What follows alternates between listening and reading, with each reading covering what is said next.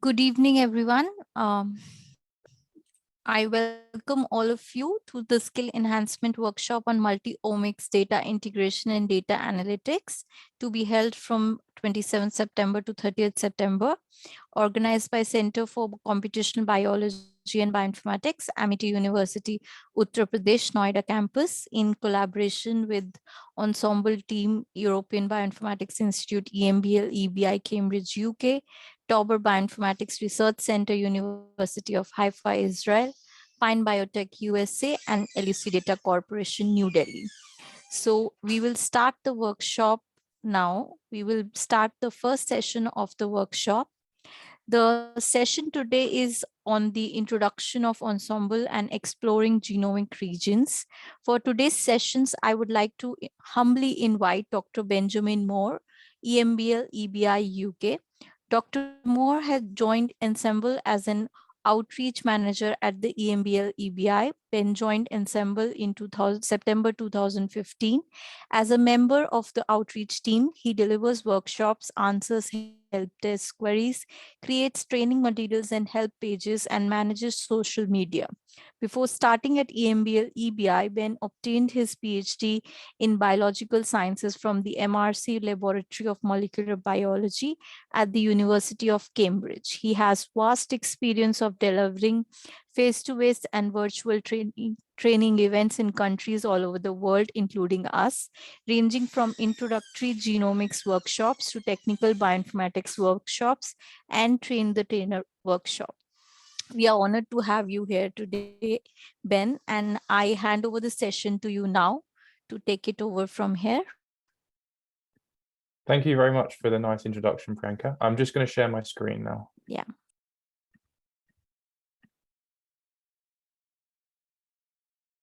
So hopefully everyone can see my screen. I'm just going to start the presentation. So yes, obviously Priyanka gave me a very lovely introduction, but just to say hello to you all myself, my name is Ben, and I'm one of the members of the Ensemble outreach team. So I'm part of a small team that's responsible for delivering workshops, providing user support, and creating documentation and interacting with our communities, the Ensemble. So we're one of the projects that's based at the European Bioinformatics Institute, the EBI, here in Cambridge in the UK. And we're a resource of projects that's dedicated to annotating and providing information about genes and genome assemblies. So the workshop that we have today, and also I have a few sessions with you tomorrow, has a particular structure. So we're going to be covering a number of different modules, which cover the different data types and the different types of tools that you can find in the Ensemble Genome Browser. And each of these modules has a particular structure. So I'll normally start off with a presentation, explaining to you about what the data is, or what the tool is, and how we have processed or produced that data, or where it might come from. Then I'll move on to a demonstration. So I'll use Ensemble from my computer here, and I'll share my screen. So you'll be able to follow along to see the different places that we explore in the Ensemble pages and seeing the different types of data that we can get.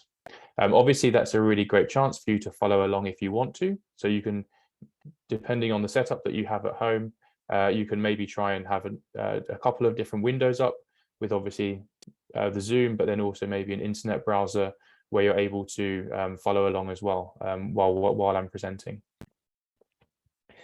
Then we'll move on to some exercises. So for each of the modules, there'll just be a short session at the end that allows you to begin exploring Ensemble for yourself. We've got a range of exercises to help you begin exploring, and I'll show you where you can find those exercises in all of the training materials. But the exercises are not a test. I'm not expecting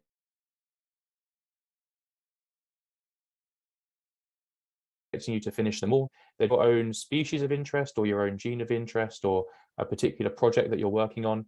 Please feel free to use the exercise sessions as a time to begin exploring how Ensemble might be able to be useful in your own work as well. Obviously, during exercise sessions, I'm hoping that you can all work independently, and I'll obviously be here to answer questions if you get stuck or if you need any help with the exercises. So the first thing that I want to do is show you where to go to get the course materials. So we've put all of the course materials for today in the Ensemble training portal. So there's a website that I'd like you to visit now to find all of the training materials. It's training.ensemble.org. I'm going to jump out of my presentation now, and I'll quickly show you those web pages. So if you open a tab in your internet browser and type training.ensemble.org, and when you navigate to that page, what you'll find is this is not the Ensemble Genome browser itself. This is a page that we've set up to contain all of the information about the workshops that we host.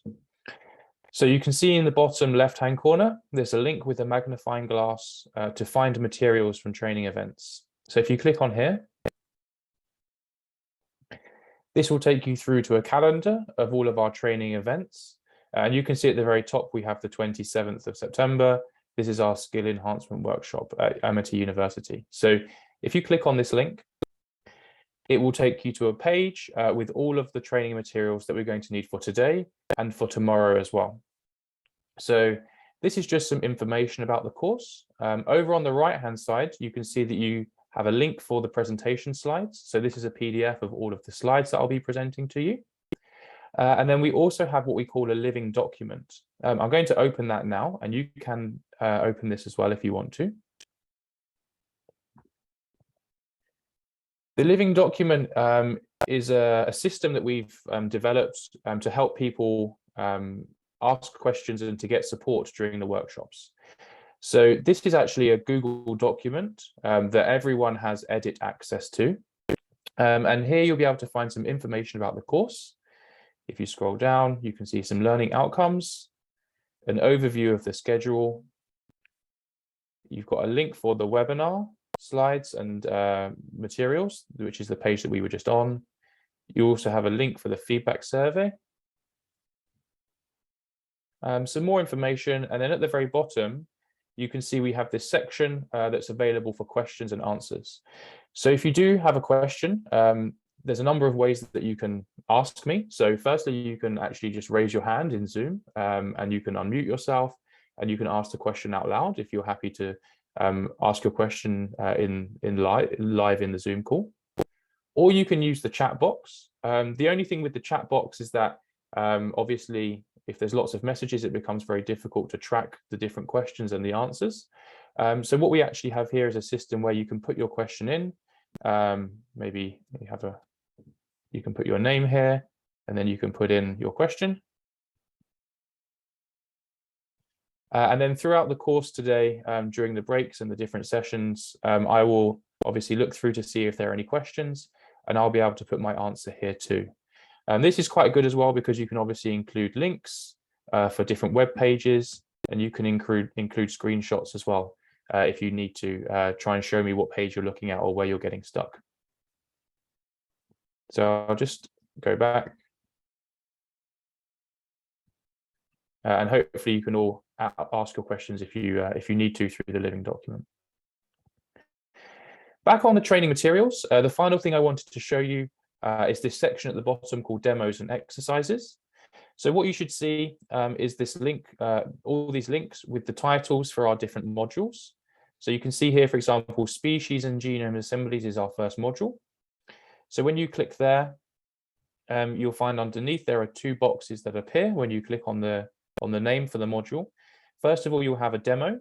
The demo is what we're going to be doing live in the workshop today. So this is the walkthrough that I'm going to show you, but this is just screenshots and descriptions, which you can obviously come back to and use as a reference if you want to find this again in the future. You can also click on the exercises, and here you'll find the exercises themselves, which you can obviously attempt during the exercise sessions today. And underneath as well, you can also find the answers to the questions. And also, if you get stuck, we also have a video to show you how we got the answers to each of the questions. So you can come here if you get stuck, but you can obviously also ask me as well. Good. So hopefully you're all able to find those training materials. What I'm going to do is I'm just going to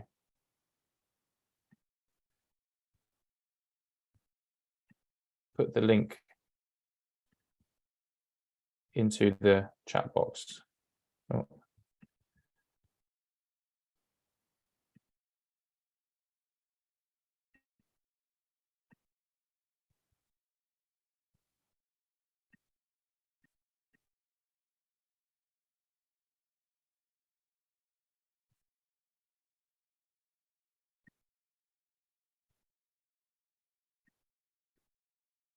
So hopefully you all have the link for those materials now, and you should be able to access them as you need them through the day. So the objectives of today's and tomorrow's courses is just to give you an introduction into the type of things that you can do with the Ensemble genome browser. So firstly, learning what Ensemble is and thinking about the different types of data that you can get out of Ensemble. And then also learning how to navigate around the Ensemble genome browser website to get those different types of data that you're going to find useful in your various areas of research and your projects. Finally, I also want to I want to show you where you can go to find further help and documentation as well. So let's start the first module now. I want to just begin by giving you an overview to the Ensemble genome browser and the project and how it's organized. So genome browsers are really important bioinformatics tools. Ensemble is one genome browser that you may have heard of before, but there are other genome browsers that are available as well. So UCSC is another genome browser, and NCBI have their own genome browser as well. All of these genome browsers do very similar things in that they provide information about the genome assemblies, the genome sequences of different species, and they annotate a range of different type of data on those genomes to make them usable and to make them informative for you in your work. So we like to think of Ensemble as the Google Maps for the genomes of different species. So Ensemble was, well, the first organism to have its genome sequenced actually was a bacteriophage back in 1977. So Fred Sanger and his team in Cambridge in the UK, they sequenced a bacteriophage and its genome was actually only 5 kilobases in size. So by today's standards, that's obviously a very small genome, but that technology laid the foundations for more and more organisms to have their genome sequenced until in the early 2000s, we had the publication of the first draft of the human genome sequence. So you can see just in those 30 or so years, the technology improved where we went from sequencing 5 kilobases to 3 gigabases. 3 billion base pairs is the size of the human genome. Even since then, we have the advent of next generation sequencing technologies, which means that the cost of sequencing a genome has very dramatically decreased, while the speed that we can sequence a genome has increased rapidly as well at the same time. So what that means is that now there are lots of different worldwide projects and collaborations and consortium that are dedicated to sequencing the genomes of lots of different species around the world. So just as an example, there's the Darwin Tree of Life project that's aiming to sequence the genomes of all of the eukaryotic species within the British Isles in Great Britain. There's also the Vertebrate Genomes Project, the VGP, which is aiming to sequence the vertebrate, sequence the genome of every single vertebrate species on the planet as well. So what I'm trying to impress upon you now is obviously the fact that at the moment we're having this explosion of genomic data, and this is what Ensemble tries, and this is where Ensemble really becomes useful, because what we do is we take the genome sequences of these different species, we annotate them with genes and lots of other important genomic information, and then we provide that information to scientists around the world in our genome browser. So this is what these sequencing projects generate. It's the raw genome sequence data. It's just a string of A's, T's, G's, and C's essentially, but without any context or annotation, this doesn't mean anything. So this is what Ensemble tries to do. We take these genome sequences from these projects and these different research groups that have sequenced the genomes themselves. And then we annotate different features such as the genes, variation data, comparative genomics data, and regulatory features as well, such as promoters and enhancers. And then we display that all through the browser and make it available for people to view with, interact, and download to use in their own work as well. Now, it's important to note here that Ensemble is not a sequencing project. So we don't do any sequencing ourselves. We rely on different groups and consortium to sequence the genomes of different species, and then to deposit those genomes into publicly available archives, such as GenBank and ENA, the European Nucleotide Archive. Once those genomes are publicly available, that's when Ensemble can take them and annotate them and put them through in our website. So to do this, Ensemble has four main types of data. The first type of data is the genome assemblies themselves. So as I said, we take the genome assemblies from these publicly available archives, and then we annotate them with an automated gene annotation pipeline. The second type of data is the variation data. So this can include both small and large-scale sequence variation data, including things like allele frequencies and phenotype associations where those are available. The third type of data is the comparative genomics. So these are analyses that we perform within Ensemble in-house, and they are a way to compare the genes and the genome sequences from one species to another. So to create our gene trees, to predict homolog relationships, for example, and to perform whole genome alignments between the genome sequences of species as well. The fourth type of data is the regulatory data. So this is where we annotate features that regulate gene expression, such as promoters and enhancers. To draw these four branches of data together, Ensemble has a number of features. So firstly, as I've mentioned, we have our gene annotation, or what we call our gene build, for over 300 different species. And then on top of that as well, we also have the display of these other types of data. So the variation, comparative genomics, and regulatory data display as well. One of the other things that you can do with the Ensemble Genome Browser is to display your own data there as well.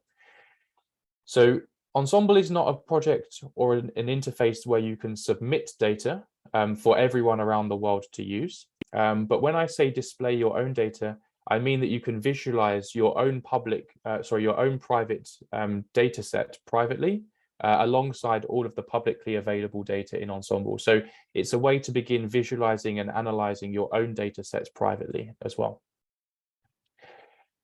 We also have a range of tools for analyzing and processing data as well, such as the variant effect predictor, the VEP that you can see here. We're going to cover this in the first session tomorrow as well, the variant effect predictor. Now, all of this data and these functions are really useful.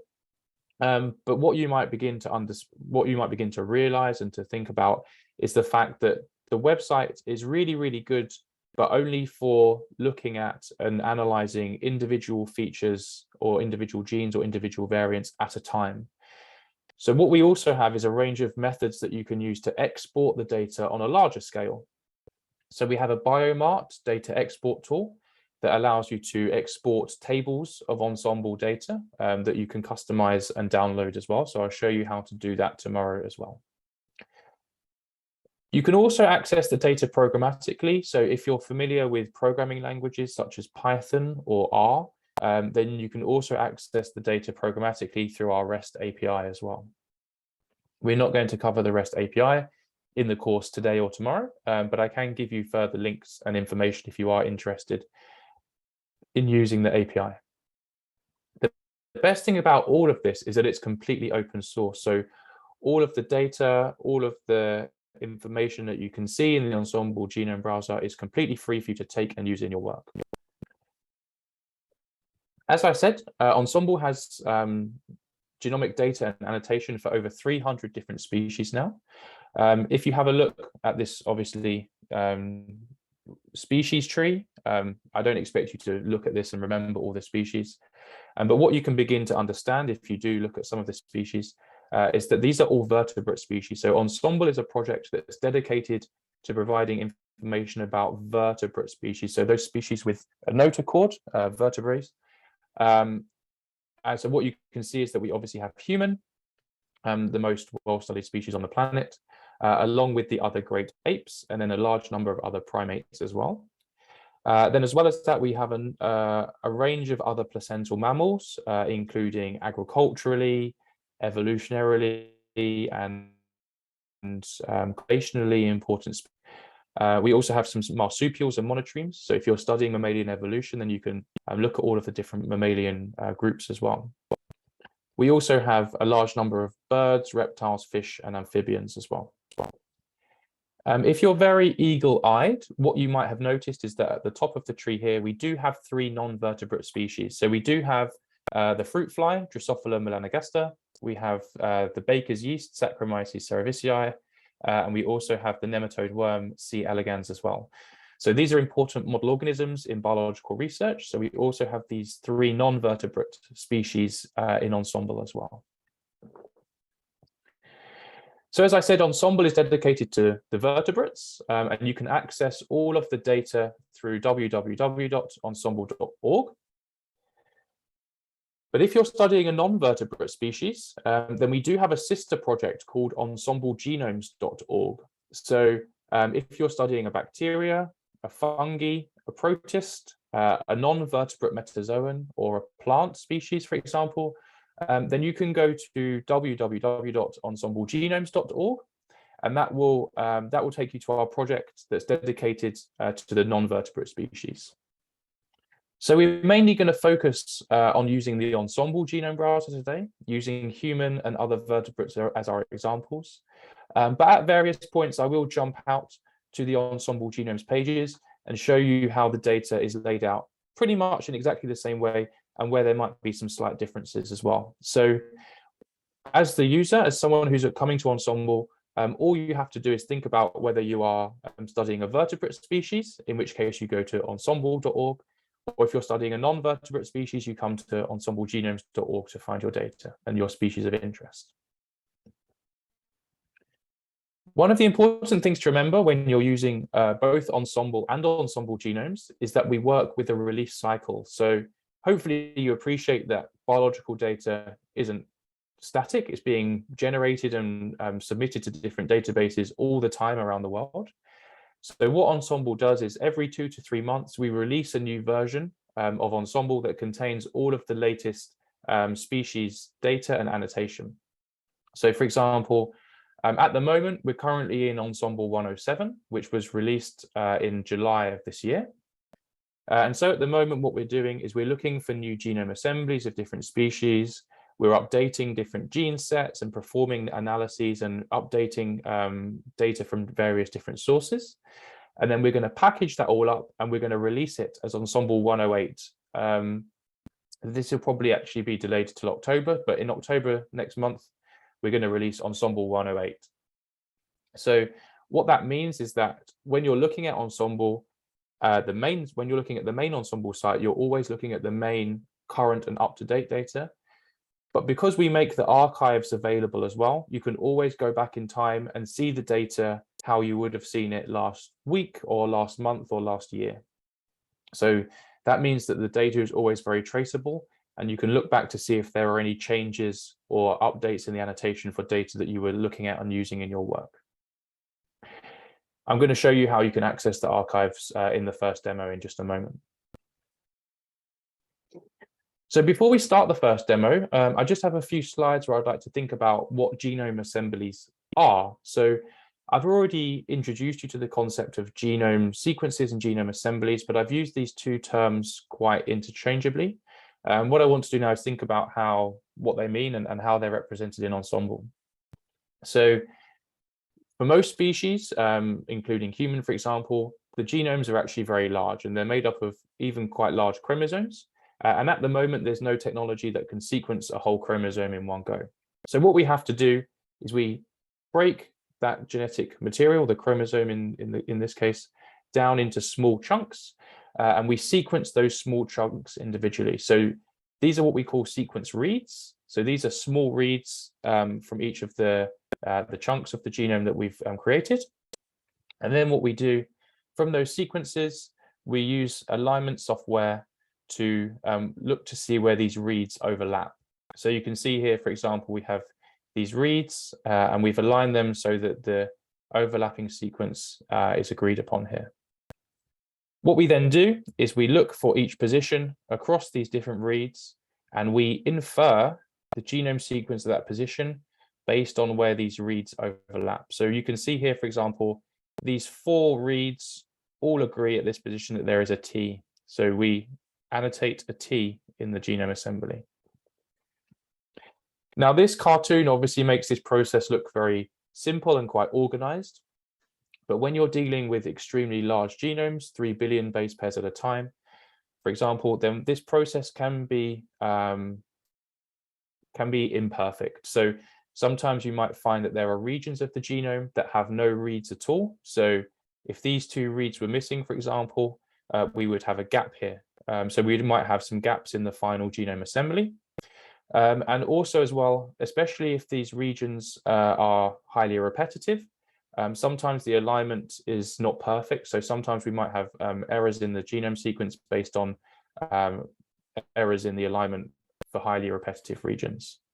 So this is just always just a note to always remember that what you're looking at in Ensemble is the genome assembly, which is the inferred genome sequence based on these reads that we produce in sequencing experiments.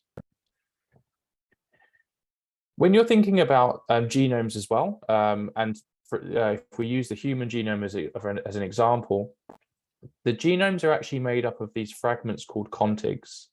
So if we go back to this slide here, this might be one contig because it's one contiguous sequence that's formed from these reads. But what we actually have overall when we're constructing a chromosome is the fact that these chromosomes are made up of these contigs that are joined end to end.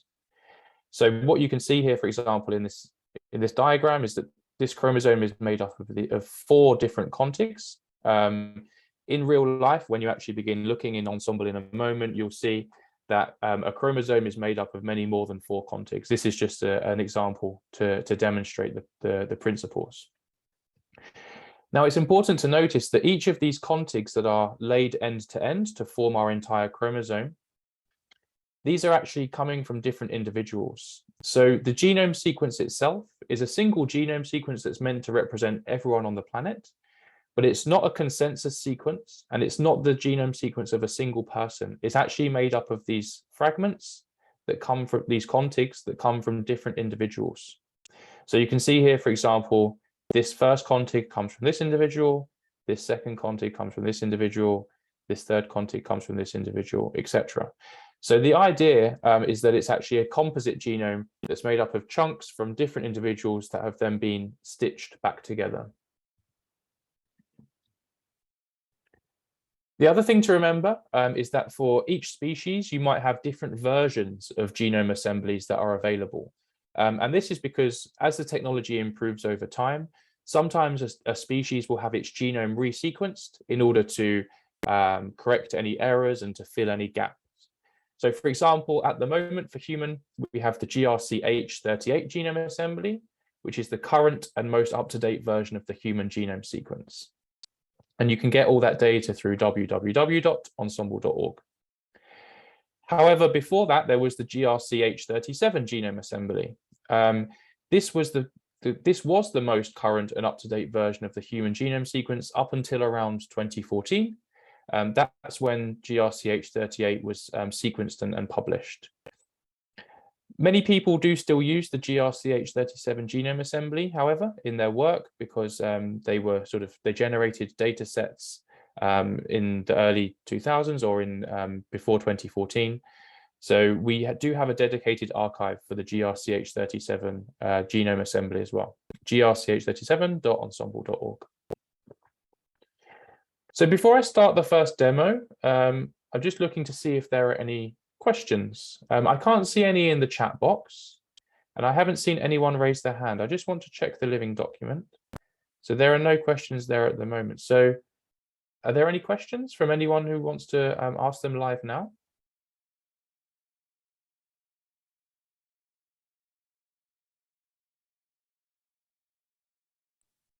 I don't see any question in the chat box as of now. Okay, perfect. In that case, we can just move on to our first demo together.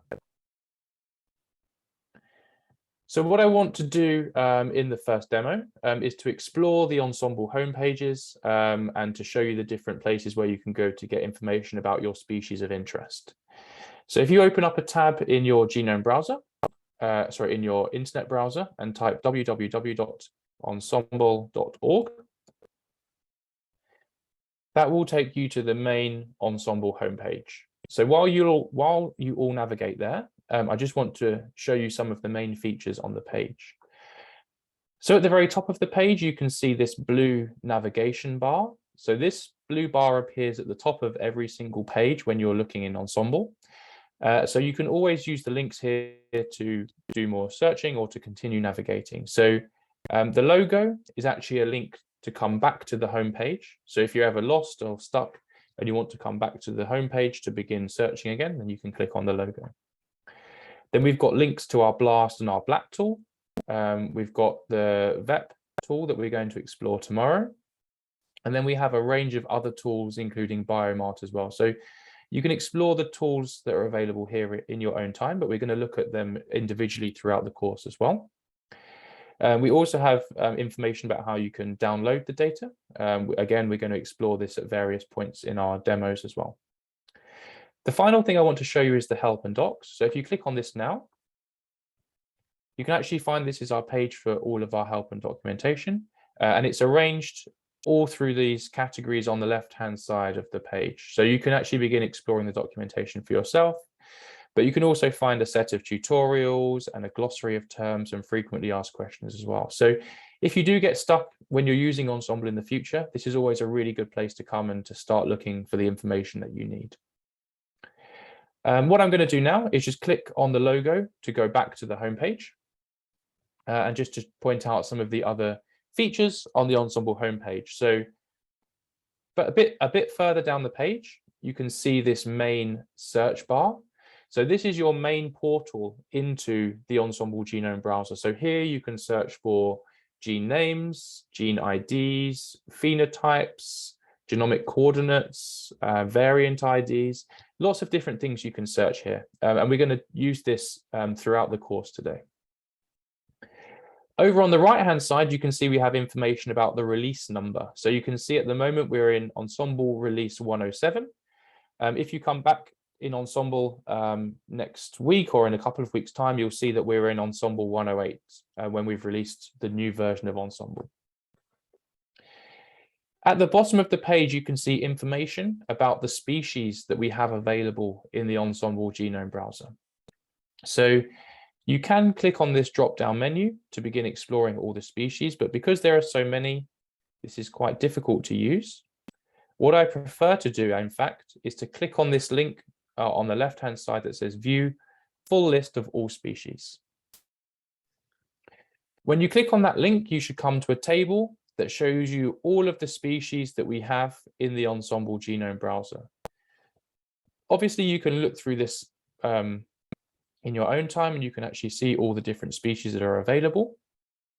But if you want to as well, you can search for your species of interest by using the filter in the top right-hand corner. So I'm going to start by searching for Homo sapiens. So you can see that as I type in my species of interest, the name, the table is filtered just to show my species of interest.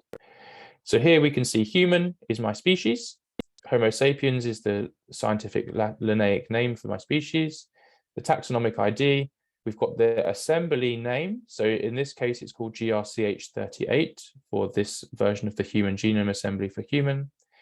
And we've got a specific accession number. So this is very important. When you're using different pieces of software and different platforms and different genome browsers in your work and online, for example, you might see a human genome assembly, for example, in the UCSC genome browser, that's called a slightly different name. So it might be called HG38, for example, for human genome 38. And your question could be, well, in Ensembl, it's called GRCH38. In UCSC, it's called HG38. Are they the same thing? Am I looking at different data, or is it the same underlying data?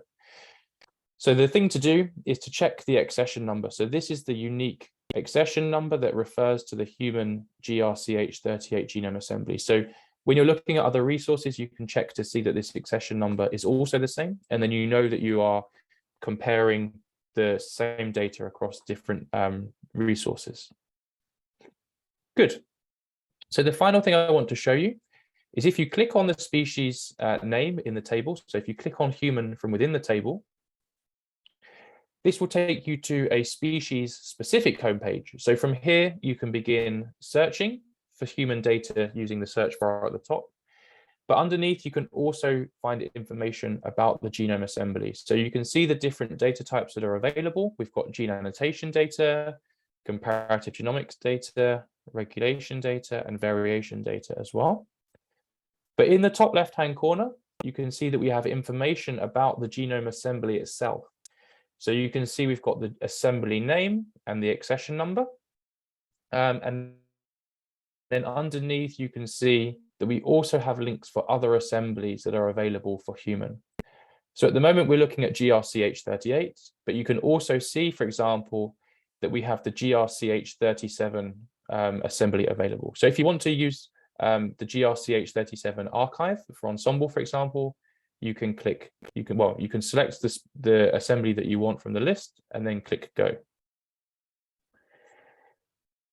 This will take you to the GRCH37 archive. So what you'll see is that the page coloring has changed slightly, just to tell you that you're not in the current version of Ensemble.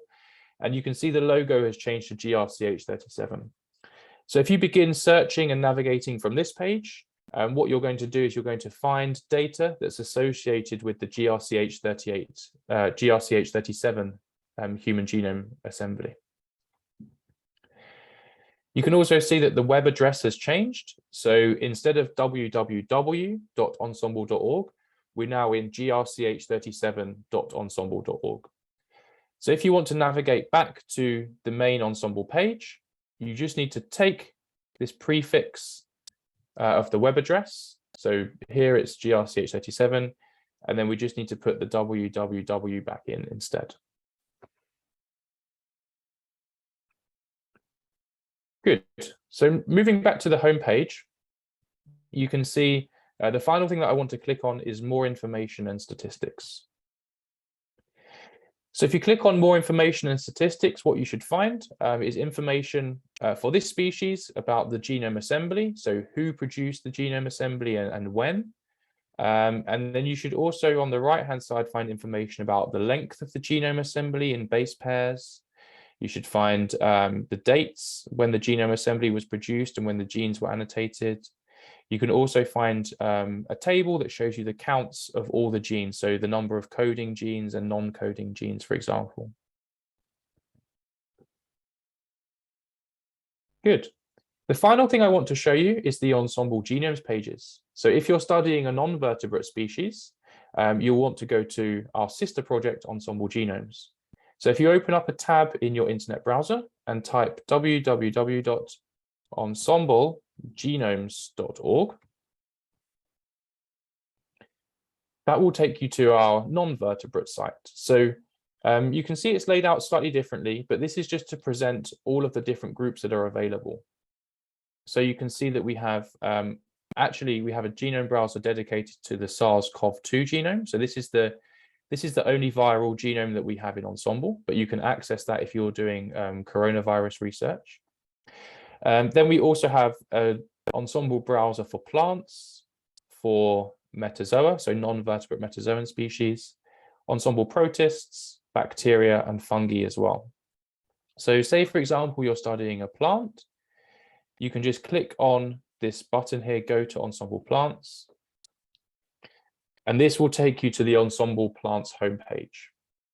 So what you can probably begin to see is that the Ensemble plants browser is laid out in exactly the same way as the Ensemble genome browser, but obviously with a page that's dedicated to the plant species. You can tell it's plants because of the logo and because we're looking at the green coloring of the web pages. But you can do exactly the same thing. So you can click on view full list of all species, and you can begin searching for all of the different plant species that we have in Ensemble as well. So if you are researching wheat, for example, Triticum aestivum, then you can find the Triticum istoverm genome and find information about that genome assembly for that species, for example. Very good. Okay. So that brings me to the end of the first demo. So what I want to do now is give you an opportunity to have a go at the first set of exercises. So if you come to the materials and you come to, in the demos and exercise section, you click on species and genome assemblies, and then open the exercise box, and you can find that we have a number of exercises here. So we have an exercise for looking at panda, one for zebrafish, one for looking at different mosquito species, and one for looking at bacteria as well. Now, obviously, as I said, we have a range of exercises that you can obviously try. So maybe look through the exercises and see which one or two are the most interesting to you to start with and have a go at those. And then if you have time, you can move on to answering the other exercises as well.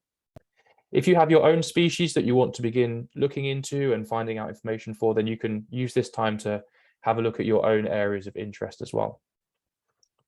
So it's now, well, in the UK, it's 20 to 1. So I think it's probably just around 5:10 there in India. So what I want to do is give you around 10 or 15 minutes to have a go at this first set of exercises, and then we'll come back together and I'll see how you've got on, and I can answer any final questions before we move on to the next module. So before you start, are there any questions? Again, I've had a look in the chat box and in the living document. I don't think there are any questions at the moment.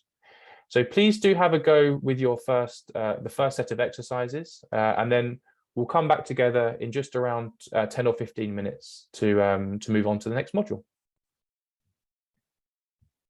We would actually request the participants to kindly ask their questions in either the chat box or the document share.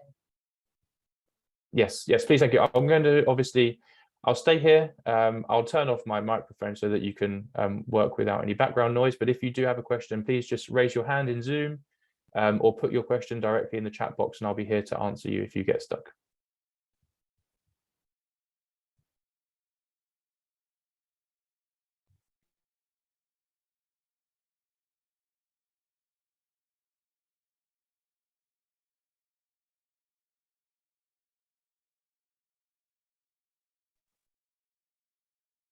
Okay, so we've had around 10 minutes to have a go at those exercises. So I just wanted to bring everyone back together and see how people had got on with those exercises.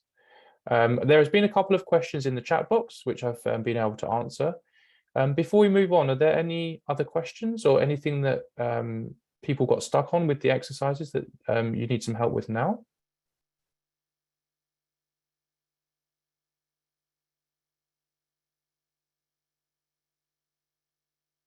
Okay, so if there are no further questions, what I think we'll do is we'll move on to the next module just to make sure that we cover everything in the time that we have available.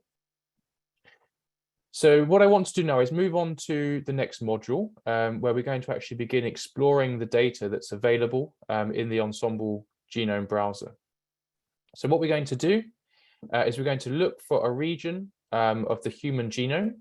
We're going to use genomic coordinates to search for our region of interest. So you can see the coordinates that we have here. So we're looking for a region on human chromosome 4. This is our start coordinate, and this is our end coordinate. And then we're going to look at the data on that page and see how we can manipulate the data in that view. So if you want to follow along with me, you can open up a tab in your internet browser and go to the Ensemble homepage. From the homepage, we're going to use the search bar to search for our region of interest. So the first thing that you need to do is click on the drop-down menu and select your species of interest. So in this case, we're looking for a region on human chromosome 4, so we can click on human. And then in the search box itself, we're going to type the coordinates of interest. So our chromosome of interest is chromosome 4. So we just put in a number 4. Then we have a colon. Then we put in our start coordinate, which is 122.868.000. Then we have a hyphen. then our end coordinate, which is 122.946.000. So then I'm going to just copy this and I'll put it in the chat box in case you want to also copy and paste it for yourself. Sometimes you might see coordinates for genomic coordinates written like this with a CHR prefix before the chromosome number, but we don't have that in Ensemble.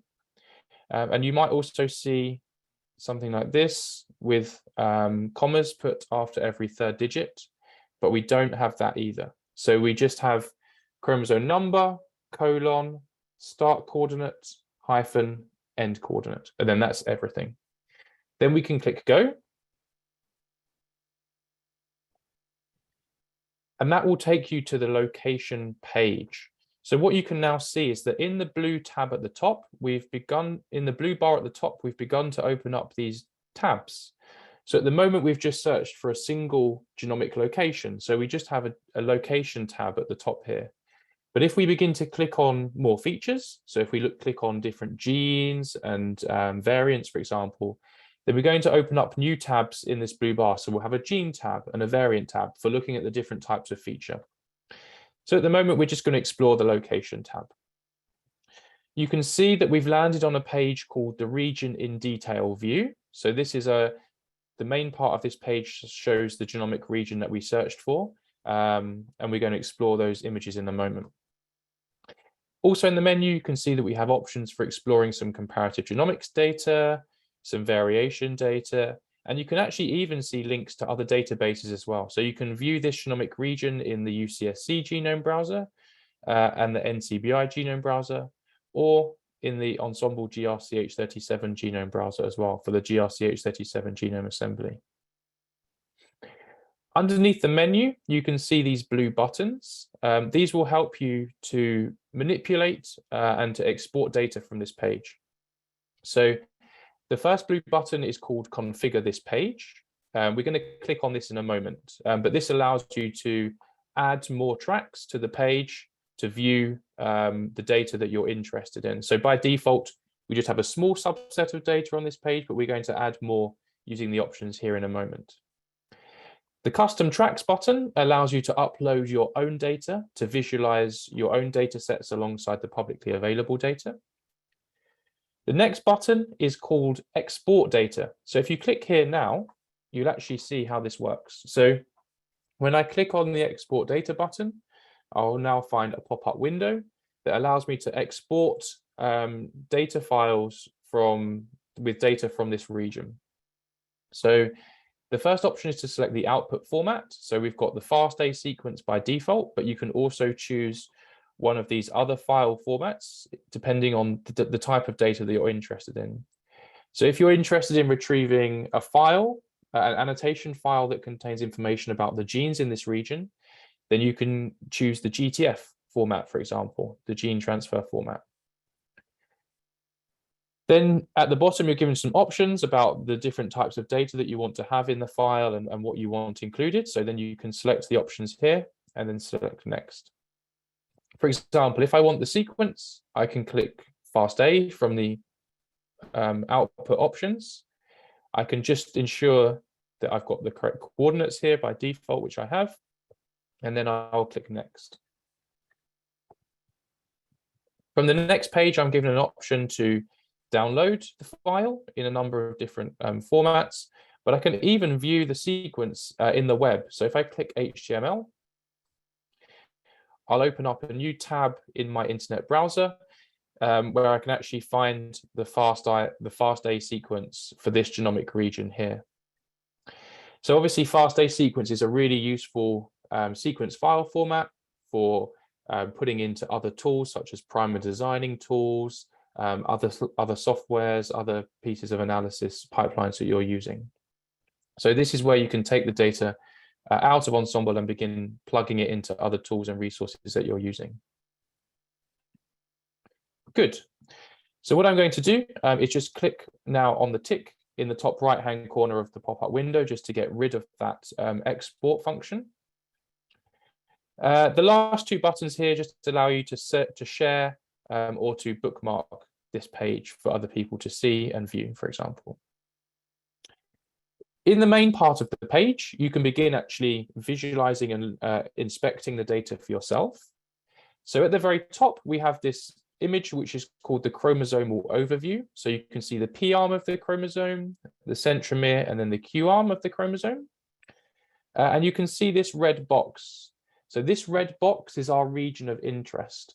And what you'll see as we go down the page, we're going to zoom in more and more on this red box, as this is our region of interest. So we want to see all of the features and information for the region within this box. So if we scroll down, we can see the next image, this one here, is what we call the region overview. So this is a 1 megabase overview around our red box. So you can see the red box here. This is our region of interest, but you can see 1 megabase surrounding our region of interest. One of the other important things to notice is that you can see that the data is now arranged into these tracks. So you can see the names of the tracks over on the left-hand side, and the data for each track is shown in the image.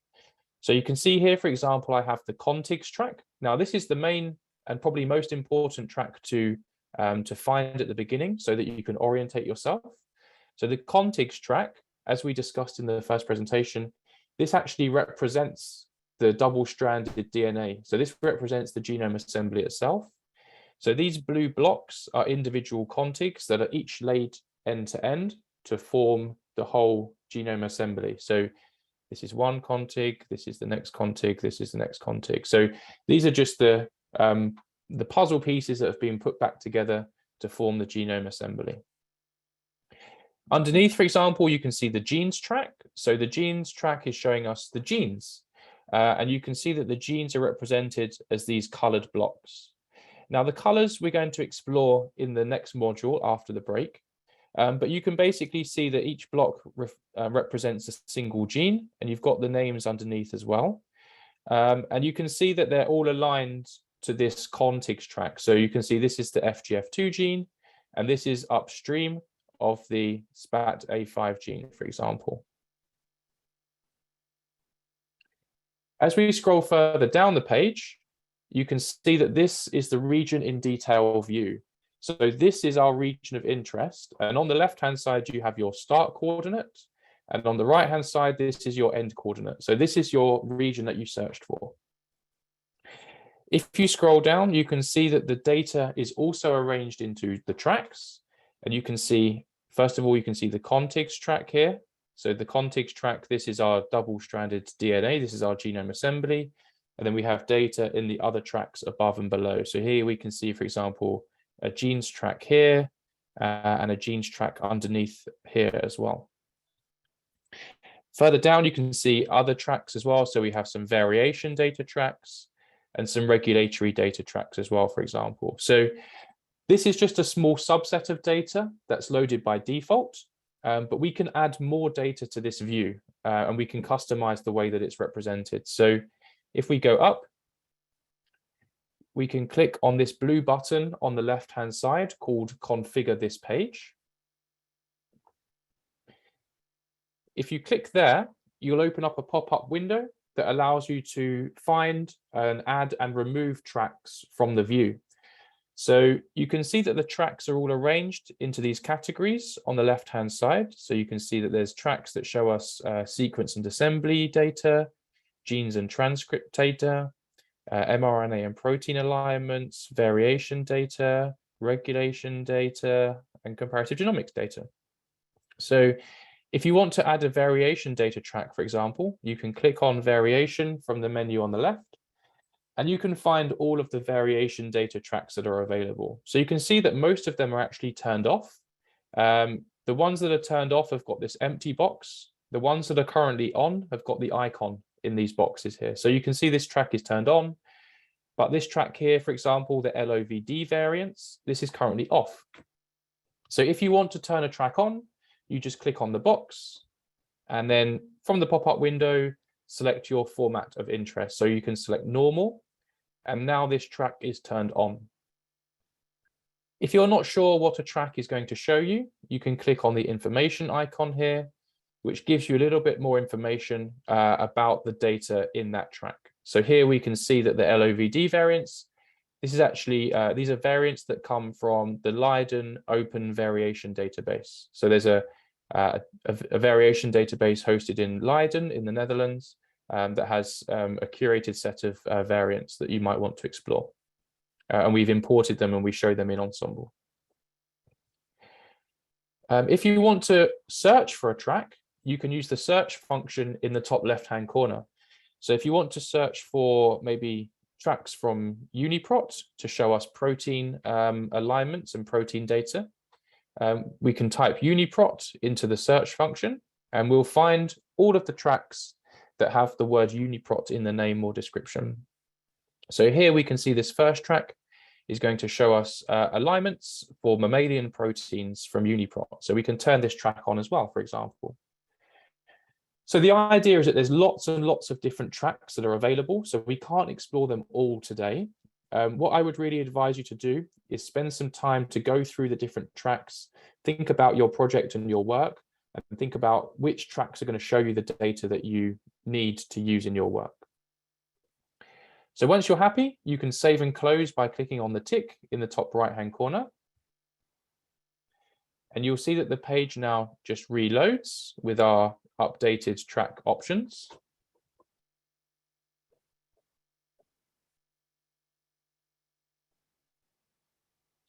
So you can see that the data's now, the page is reloaded with the new tracks. So here we can see the mammalian proteins, alignments from UniProt. Further down, we can see some more alignments from UniProt for mammalian proteins. And we also have this track here called the LOVD SNP/indel. So this is the LOVD variants. So if you want to configure a track, you can click on the name. So you can see you can get information about the track. You can change the formatting. You can share the track, or you can just delete the track as well. So if we see that we don't want to use this track anymore, we can click on the cross and that will just delete that track from the view. If you want to view data in the if you want to view a track in the context of the tracks further up, you can actually move the tracks relative to one another. So if you hover your mouse over this colored block on the left-hand side, you can click and drag the tracks relative to one another. So now I can look at this regulatory track maybe now in the context of these tracks that are further up the page. So I can just look at them side by side. One of the other things that you can do is you can use the options in the top right-hand corner of the image to zoom in and navigate around on the genome. So at the moment, I have this dotted box selected. So you click on the dotted box, and that means that when you click and drag with your mouse, you'll draw a box. If you let go now of your mouse, you'll see an option to either mark the region, so to highlight it, or to jump to the region. So if you click jump to region, you'll then zoom in on that box that you just drew. So now, instead of looking at that wide view, I'm now zooming in on that box that I just drew a moment ago. If I click on the double-headed arrow, it just changes the functionality of my mouse. So now if I click and drag, I can begin looking upstream and downstream to look at other features in the vicinity. Finally, the other things that you can do with this view is that you can use these icons in the header to either add or remove tracks, add custom tracks, to share the image, resize the image, export the image, or to reset the configuration. So if you want to turn off all the tracks that you turned on, you can, and go back to the default view, you can just click this reset configuration button, and you'll go back to the default view. The final thing to notice as well is that this image is very interactive. So all of the features that you can see here are all clickable. So if you're interested in a feature, maybe one of these transcripts of the NUDT6 gene, you can just click on the name and you'll find a pop-up window that gives you more information about that feature. So you can see, for example, the gene name, you can see links to get more information about the gene. You can see information about the length of it and the length of the protein that it encodes. So if you're looking at something in this image and you're not sure about what it is, the best thing to do often is just to click on it and to explore further using the links and the information that's available there. Good. Okay. So that brings me to the end of this demo. What I would like to do now is just maybe give you, well, I think what the best thing to do actually would be to have a break, and then we can come back and we can do the exercises. So in the UK, it's now it's just gone 1:10. So I imagine that means it's around 20 to 6 there in India. So what I think we can do is just take a 15-minute break. And then when we come back, I'll give you some time for some exercises. So what we'll do, am I right in saying it's 20 to 6 there in India? It's actually 5:43 p.m. in India. It's 5:43. Yeah. Okay, perfect. So what we'll do is we'll take a 15-minute break. So we'll come back together at 6 p.m. in Indian time. And then what we'll have is another 15 minutes to have a go at the exercises for this module. So once you're back from your break, you can actually just begin starting your exercises whenever you're back. And you can find the exercises where we were before. You just need to click on the next module called Exploring Genomic Regions, and then find the exercises there. So we've got an exercise looking at human region, an exercise looking at CRISPR sites, and then also further down, we have an exercise looking at rice if you're studying plants, and also an example exercise with bacteria as well. So then we'll have exercises from 6 o'clock to 6:15, and then we'll move on to our next module. So before I send you on your break, are there any questions? Anything that came up in the demo that you wanted to clarify? I don't see any questions in the chat box. Okay, perfect. I mean, I'm gonna the live yeah. document also. Perfect. Okay, good. Yeah, so I think I'll go for a break as well. Obviously, I'll be checking the questions and the chat box to see if there are any things that come up. But if not, I'll see you in just around 15 minutes. But please do start your exercises as soon as you're back if you're ready. And then we'll move on to our next module, as I said, at 6:15. Perfect. Thank you, everyone. See you soon.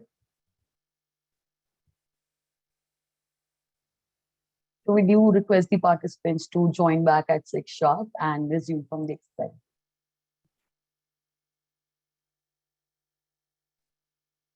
Sorry, I didn't catch that one. Sorry, Sudipti, were you just summarizing the? No, yeah, I was just telling the participants to join back at 6. Yeah. Okay, perfect. Yeah, thank you, Sudipti. Yeah, thank you.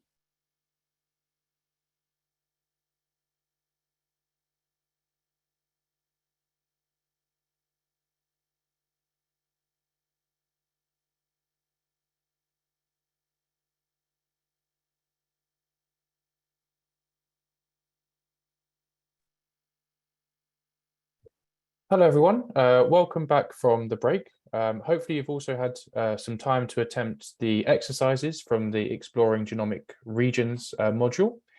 I think it's time to move on to the next module. But before we do, I just wanted to see if there were any questions. I think there was one that came in on the chat box, again, which I've been able to post an answer to. But are there any other questions before we move on?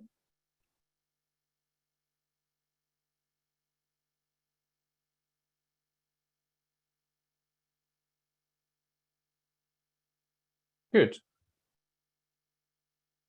Okay, so if there are no further questions, let's move on to the next module. So what I want to do in this module is explore the genes and transcript annotation that we have in the Ensembl Genome Browser. So obviously, in the last module, we actually began to explore the way that the genes and the transcripts are represented in the location tab. But what I want to do in this module is think a bit more in depth about how the genes and transcripts are actually annotated and how we can explore individual genes and transcripts to get even more information about them. So as I mentioned earlier, the genes that you see presented in the Ensembl Genome Browser are actually annotated by the Ensembl project itself. And this actually comes out from two different independent methods. So for every species that you see represented in Ensemble, the genes are actually annotated by an automated gene annotation pipeline. We'll think about that a little bit in more detail in a moment. But for 4 other species, human, mouse, rat, and zebrafish, we also have manual annotation from a group of curators called the Havana group. They're also based in the Ensemble team here in Cambridge. So the idea is that for these 4 species, as well as having the automated pipeline, a group of curators go along the genome, walk along the genome metaphorically, annotating genes based on a wide array of different data types. So for these 4 species, what we actually produce are 2 independent gene lists, one made by the automated annotation pipeline and one made by the manual annotators. And then what we do is we combine this list together, we merge it into a single gene set that we then present in the Ensemble genome browser.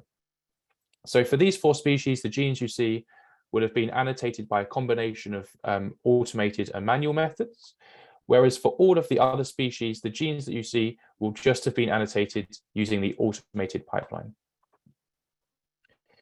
So let's have a look in a bit more detail at these 2 methods one by one. So the automated pipeline, as I've mentioned, is a genome-wide determination of the gene annotation using the Ensemble automated pipeline, which makes predictions of the genes, models, and locations using experimental data. So the type of data that the automated pipeline uses to predict the gene models we draw from a range of different sources. So the first type of data that we include and we feed into the pipeline is the nucleotide sequences from the INSDCs, the International Nucleotide Sequence Database Consortium, which is actually formed of 3 independent databases called ENA, GenBank, and DDBJ. So from these databases, we take nucleotide sequences such as cDNA sequences, ESTs, and RNA-seq datasets as well. These nucleotide sequences are fed into the pipeline, and then those sequences are aligned against the reference genome in order to predict the location and the structure of the genes and transcripts.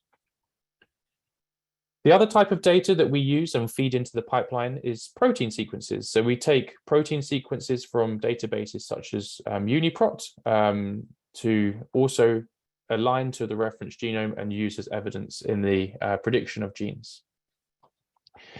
Finally, we can also use homologous sequences between species, so we can infer genes from homology relationships, basically. So, for example, we could predict the genes in a chimpanzee by mapping human cDNA and proteins to the chimp genome. Now, because human has so much sequence data available for it, and because of the close evolutionary relationship between chimpanzee and human, the human cDNA and proteins can actually be used as evidence when annotating the chimp genome. The other type of annotation, the other methodology that we have, as I mentioned, is the manual gene annotation. So this is performed by the Havana group of curators, and they basically, as I've said, they annotate genes and transcripts on a case-by-case basis. So the idea is that they incorporate data from a wide range of sources, including the nucleotide sequences and the protein sequences like we've seen, but also RNA-seq data sets and long-read transcriptomic data, as well as other specialized data sets as well, such as intron data, CAGE, poly-A-seq data, mass spec data, and Oxford nanopore data as well, as including individual publications as well in the annotation process. So I'm guessing you can already begin to understand the advantages and disadvantages of the manual annotation method.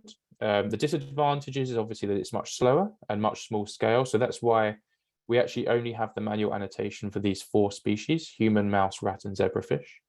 But the benefit is that the annotation by the manual curators is much more comprehensive, and we actually have curators that can appraise the quality of the underlying data and make annotations based on thresholds for different evidence types. So the manual creators are really good at annotating things like different UTR lengths, alternative splice sites, and single exon transcripts, those sorts of things. So in Ensemble, what we actually have is what we call golden transcripts. So whenever you're viewing Ensemble and you see a transcript that's colored golden, like you can see in the screenshot here, this means that this transcript was identically annotated by both the Ensemble automated and the Havana manual annotation. So this just gives you some confidence in the quality of the annotation. This means that both of these methods have independently annotated this transcript's location and length and structure and sequence as exactly the same. So there's actually, while the manual annotation is available for these 4 species, human, mouse, rat, and zebrafish, only human and mouse have had their whole genomes annotated using the manual methodology. So for human and mouse, what we've actually produced is what's called the GenCode gene set. So the GenCode gene set is the final gene set produced by Ensemble. That is the merged set of Ensemble automatically annotated genes and Havana manually annotated genes. So when you're looking in Ensemble, we are presenting the GenCode gene set. It's the brand name of the gene set that the Ensemble team produces. So GenCode is actually the default gene set that's displayed in Ensemble, but is also used by a wide range of different projects as well. And if you're reading papers or publications and you can see in their methodology that they say that they downloaded the GenCode gene set for reference analyses, then you know that they've come to Ensemble and downloaded the Ensemble gene set. One of the other things that is important to mention is the collaborative project that we have with NCBI. So up until now, I've been speaking in detail about how the Ensemble project annotates genes and transcripts. But what you might appreciate and what you might already know is that there are other projects around the world that are also responsible for performing gene and transcript annotation. So the NCBI is a major well-known database that also annotates genes and transcripts. But the problem is that the annotation done by NCBI and the annotation done by Ensemble, the EBI, is independent of one another. So what you actually find sometimes if you're trying to compare between resources is that there's not a one-to-one mapping for each of the features between the 2 databases. So what we've come up with is a project called the MANE project, M-A-N-E. It stands for Matched Annotation from the NCBI and EBI project. So the idea is this is a collaboration between the EBI and NCBI to actually annotate a single transcript in human for each protein coding gene that is identically annotated between both Ensemble and EBI and the NCBI projects. This transcript will also be clinically relevant, highly biologically relevant, and highly expressed. So the idea is that when you're actually using Ensemble, you can use the main select transcript, the main transcript for each gene, to cross-reference with other databases so that at least you have some standardized approaches when you're using different resources.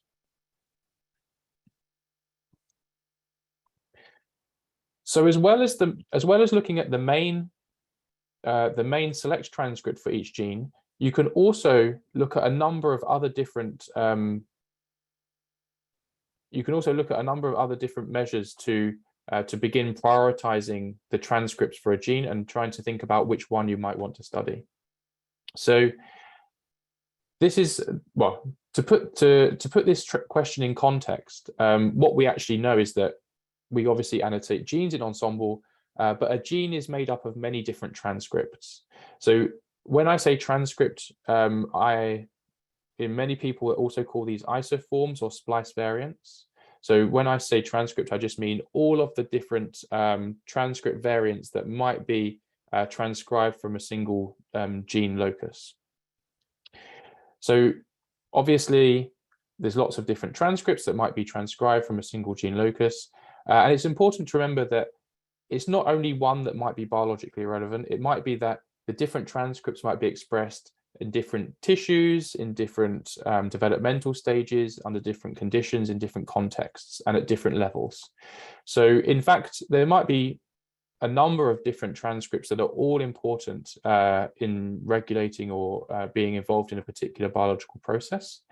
But in order to try and simplify people's analyses, and in order to try and condense this down to a single transcript, which you might want to study to start with, we do try and give you some information to help you prioritize and filter the transcripts. So if you're looking at a gene, you can see this table, for example, is a screenshot that I've taken from the Ensembl genome browser. I'll show you how to find this table in a moment.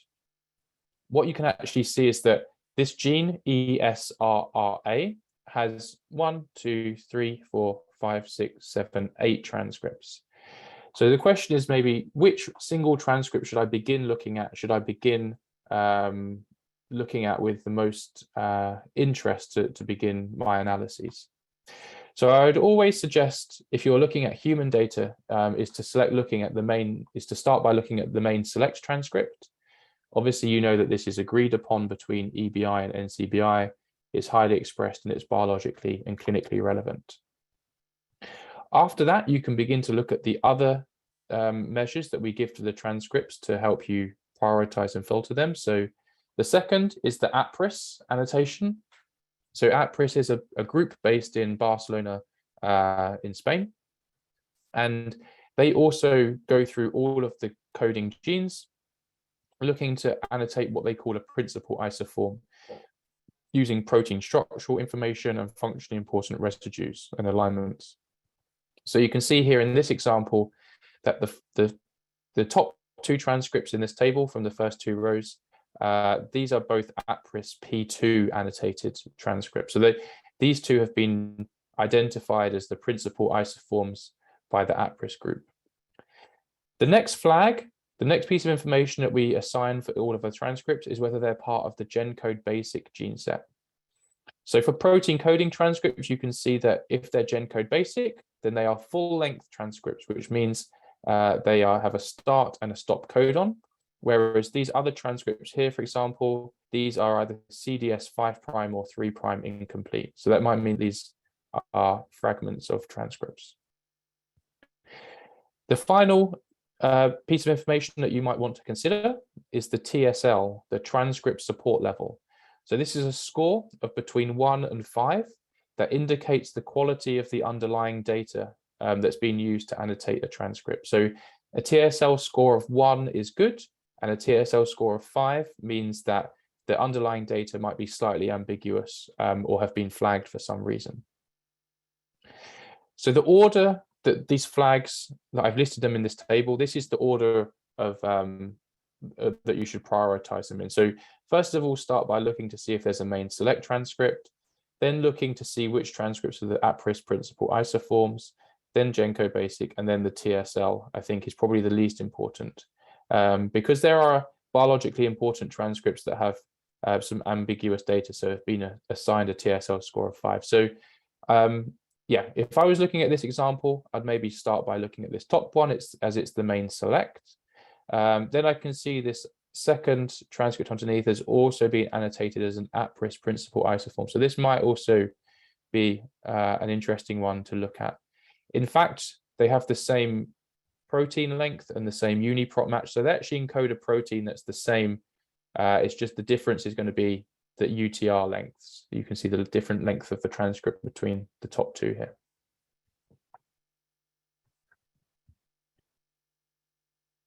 So up until this point, I've been exclusively explaining about the data that we present in the Ensembl genome browser for the vertebrate species. But I imagine that there might be a number of you who are on the course today who are actually studying non-vertebrate species. So what I wanted to explain is the difference that we have in the annotation of the genes for non-vertebrate species now. So whereas we do the gene annotation in Ensembl by ourselves within the Ensembl group for the vertebrates, for the non-vertebrates, we rely on the communities themselves to annotate the genes as well as producing the genome assemblies. So you can see that the different communities might use a different range of methods for annotating the genes for their species of interest. They might use an automated annotation pipeline, like we have developed in Ensemble. They might perform some homology annotation using known proteins and DNA sequences from different species. There might be some manual annotation, depending on the community that is working on that species. And there's also maybe some ab initio predictions by finding open reading frames as well.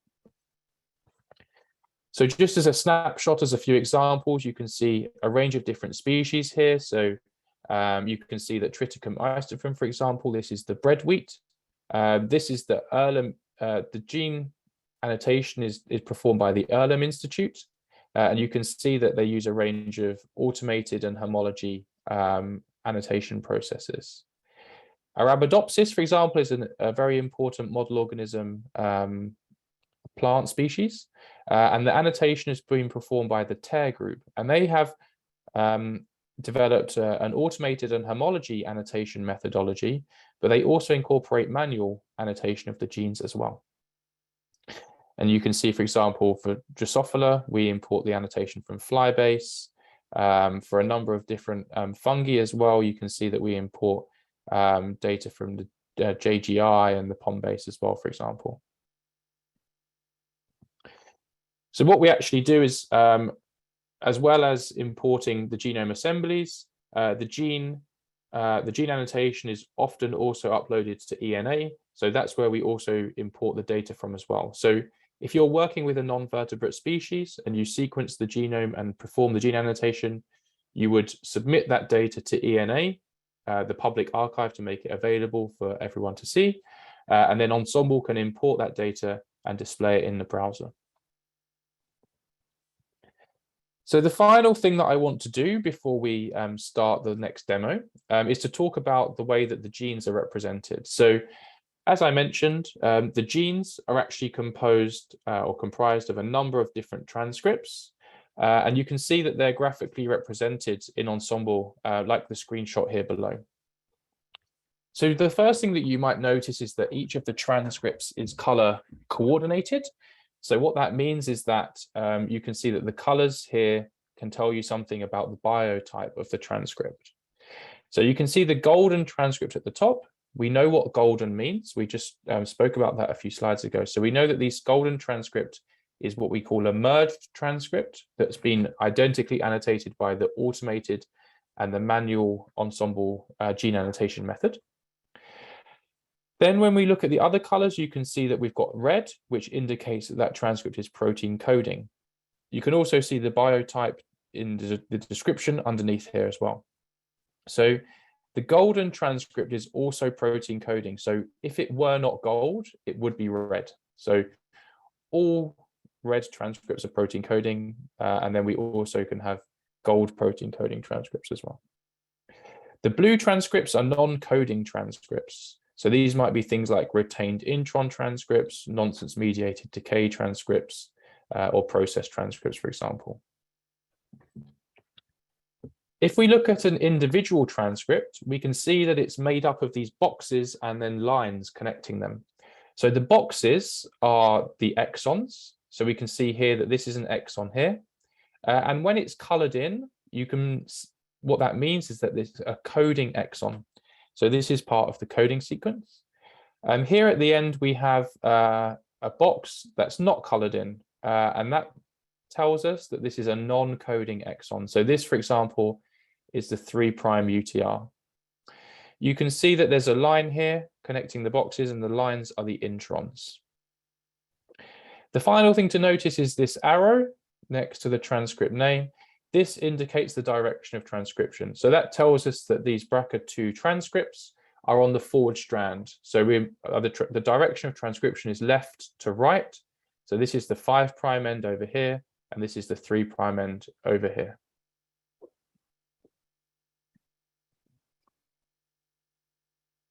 The final thing to mention before we start the demo is the use of Ensemble stable IDs. So when Ensemble is annotating genes across the genomes for different species, we don't know the gene names at that point. We just can see that there's some nucleotide or protein sequence, for example, that aligns to this region of the genome. So we annotate the genes and the transcripts there. And at that point, we give the features an ID using our stable ID system. So the stable IDs always start with ENS, and then they'll have a G if it's a gene feature, and then there'll be an 11-digit number that's unique for that feature and stable for the different ensemble releases. Then we have T for transcripts, P for peptides, E for exons, and R for regulatory regions. For non-human species, we'll have a suffix. So this will be like ENS mus-G for musculus, mouse genes. And if you're studying a non-vertebrate species in ensemble genomes, then we might have just imported, or we will have just imported the ID system that the community has used. So we don't necessarily use these ENSG numbers. We might just use the ID system that the community have used for those genes, for that species. Okay, so the next thing I want to do is move on to our next hands-on demo, where we're going to have a look at a gene called the UQCRQ gene. So this is the gene name. We're going to search for it and find information about the gene and its transcripts. So before we move on to the demo, are there any questions that have come up from the presentation or anything that you want to know a bit more about the annotation process?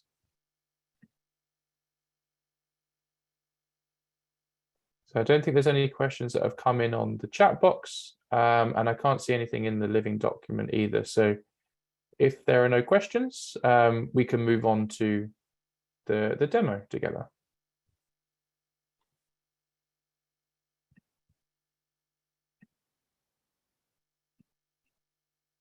So what I'm going to do is I'm going to navigate to Ensemble, and I'm just going to click on the logo to go back to the home page.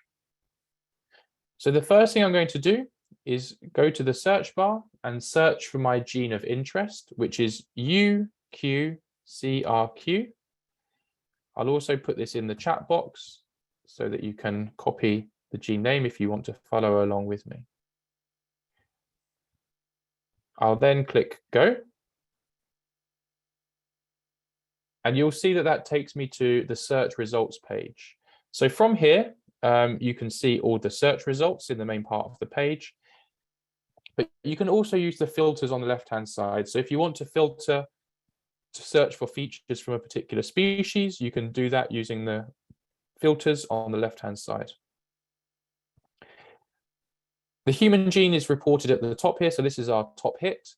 And this is what we want to find as well. So I'm going to click on the link from our search results. And this takes me through to the gene tab. So as you can see, I've opened up the gene tab at the top here.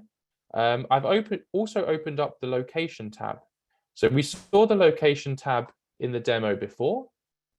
This is now a different location tab for the genomic region that surrounds the UQCRQ gene. So if you want to see the UQCRQ gene in the genomic context, like we saw before, you can just switch across to the location tab by clicking there, or you can go back to the gene tab to explore information about this gene specifically. So let's go back to the gene tab and begin exploring this page. The first thing to notice is that we have a menu on the left-hand side now that's slightly different to the one in the location tab, because now we're looking at information specifically about the UQCRQ gene. You can see we've landed on a summary page. And on the summary page, you can see that we have information about the gene. So we've got the gene name, the gene ID over here. And then we also have a description of the gene and the synonyms. You've got the location and which strand the gene is located on. And then underneath that, you can see this blue button that says Show Transcript Table. So if you click on this button, it will actually open up the transcript table for this gene. So this shows you all of the different transcripts that are annotated for the gene of interest. So we can see in this table that we've got the transcript IDs, the transcript names, the length of the transcript, the length of the protein, if it's a protein coding transcript, the biotype. Again, you can see what the biotype actually, the definition, by hovering your mouse over the biotype name. Then in the next columns, you've got links to other databases. So you can see that we have the CCDS, the UniProt, and the RefSeq projects. So if you want to get more information, for example, about the protein that this transcript encodes, you can click on the link here, and it will take you out to the UniProt database. Obviously, UniProt is a database that's dedicated to protein sequences and post-translational modifications and all those sorts of annotations for proteins. So you can come here and get more information about the protein if that's what you're interested in. You can also do something similar for RefSeq. So you can click on the link for the RefSeq from NCBI project, and you can navigate out to RefSeq and see if you can get more information from there as well. The final thing to notice are the flags. So you can see here that all of the transcripts have these different flags, and you can hover your mouse over them to see what the flags mean. And the flags help you to prioritize and filter the transcripts to when you're studying the gene. If we scroll down, you can see that we just have a bit more summary information with links to other databases. And then at the bottom, we have a graphical representation of the transcripts. So you can see that these are all the different transcripts, and they're made up of these exons and introns, the boxes and the lines, and the colors indicate the biotype. Good. So what I want to do now is just spend a little bit of time having a look at this menu on the left-hand side to explore information about this gene. So the first thing I'm going to do is click on sequence in the menu on the left-hand side.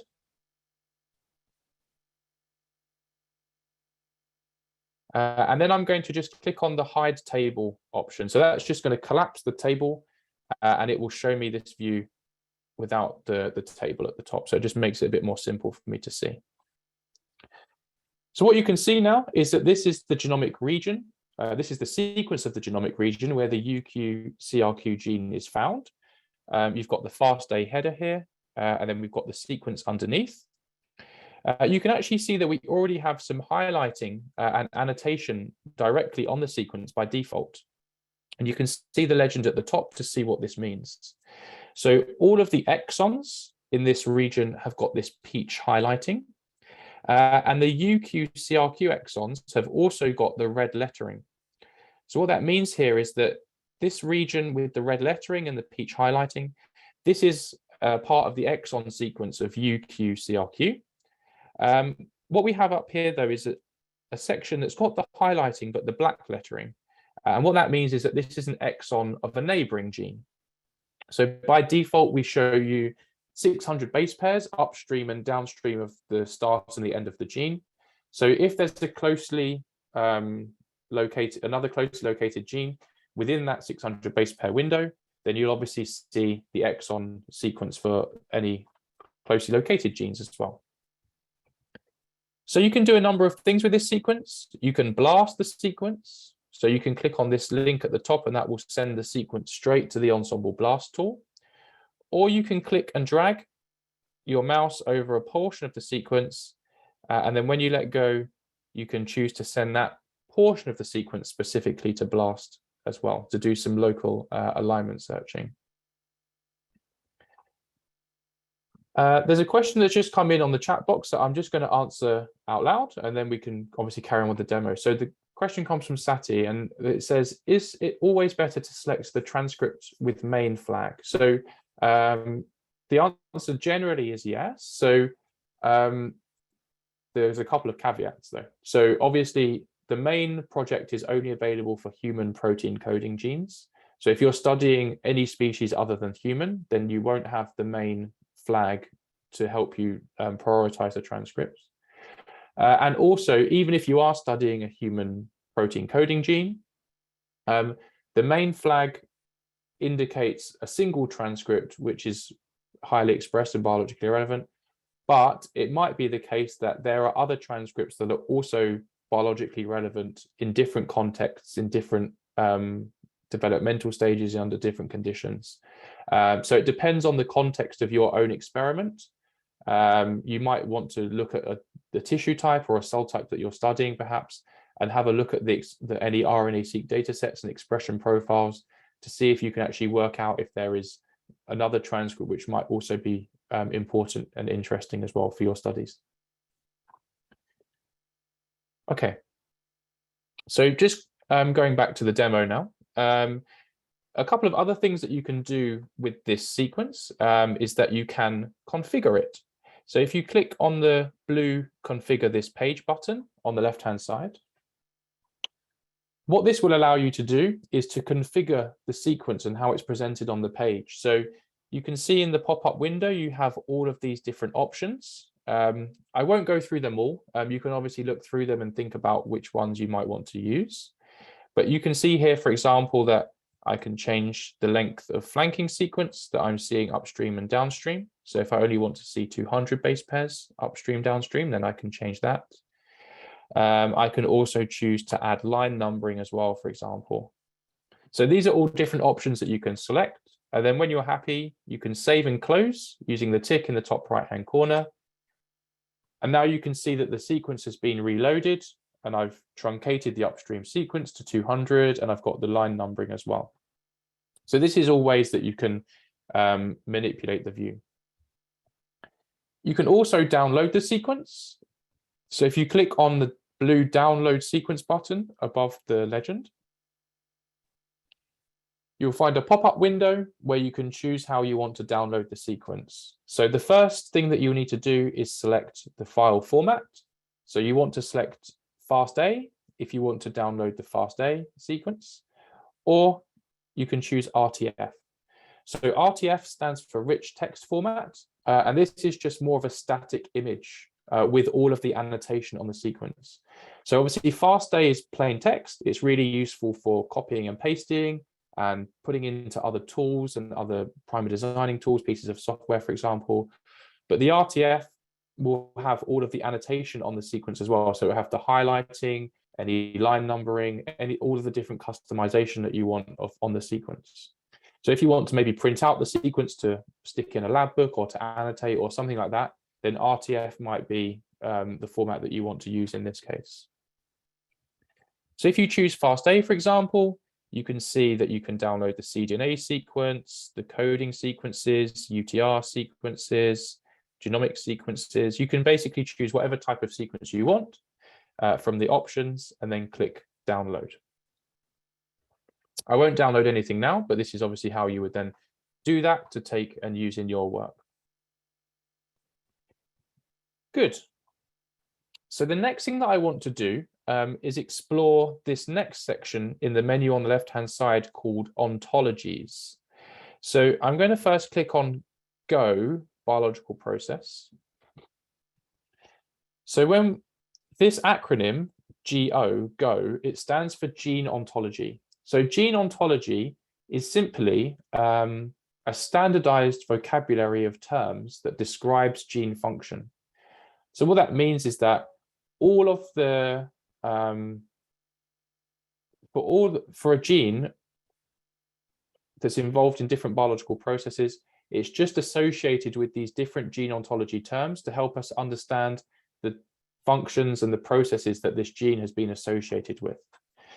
So here, for example, we can see that this UQCRQ gene has been implicated in this process called mitochondrial electron transport.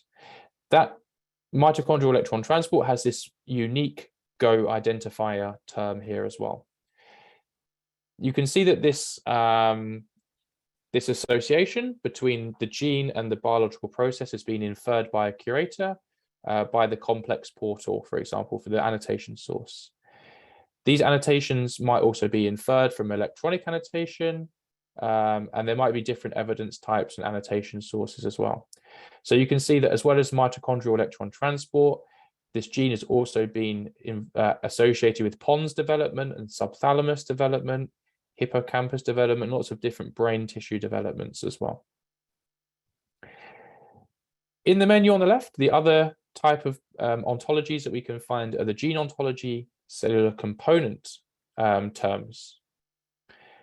So if I click here, I'll find a table that shows me all of the different cellular components where the protein that this gene and these transcripts encode has been implicated. So you can see that this the UQCRQ transcripts encode a protein that's been found in the mitochondrion, in the mitochondrial inner membrane, in the mitochondrial respiratory chain complex 3. So some of these terms are redundant with one another, but we can actually begin to see that we're building up a picture of where and what the gene is doing in the cell, what the protein that this gene encodes is doing in the cell. Good. So if you obviously don't know a function of your gene, this is a place to come to begin to build up that understanding. The next thing that I want to click on is in the menu on the left. It's called gene expression.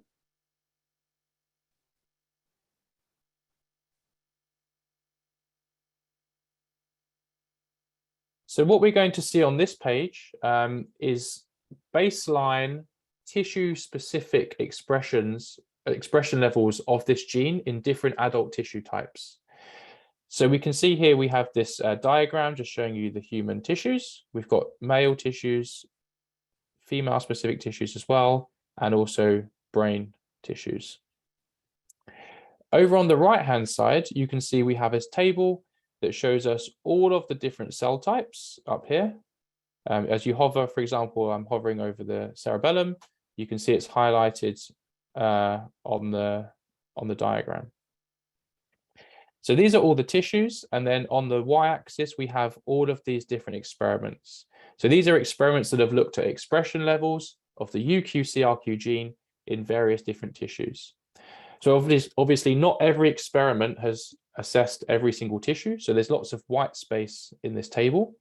But where you see these blue bars, that tells you the expression level of the UQCRQ gene in that tissue that's been detected by that experiment. So you can see here, for example, when I hover over that bar, we can see that the Illumina body map experiment has looked at the colon, and in the colon it's found expression level of UQCRQ at 105 TPM. So that's transcripts per million. So that's just an arbitrary measure of expression level. So the dark blue indicates that that's quite a high level of expression.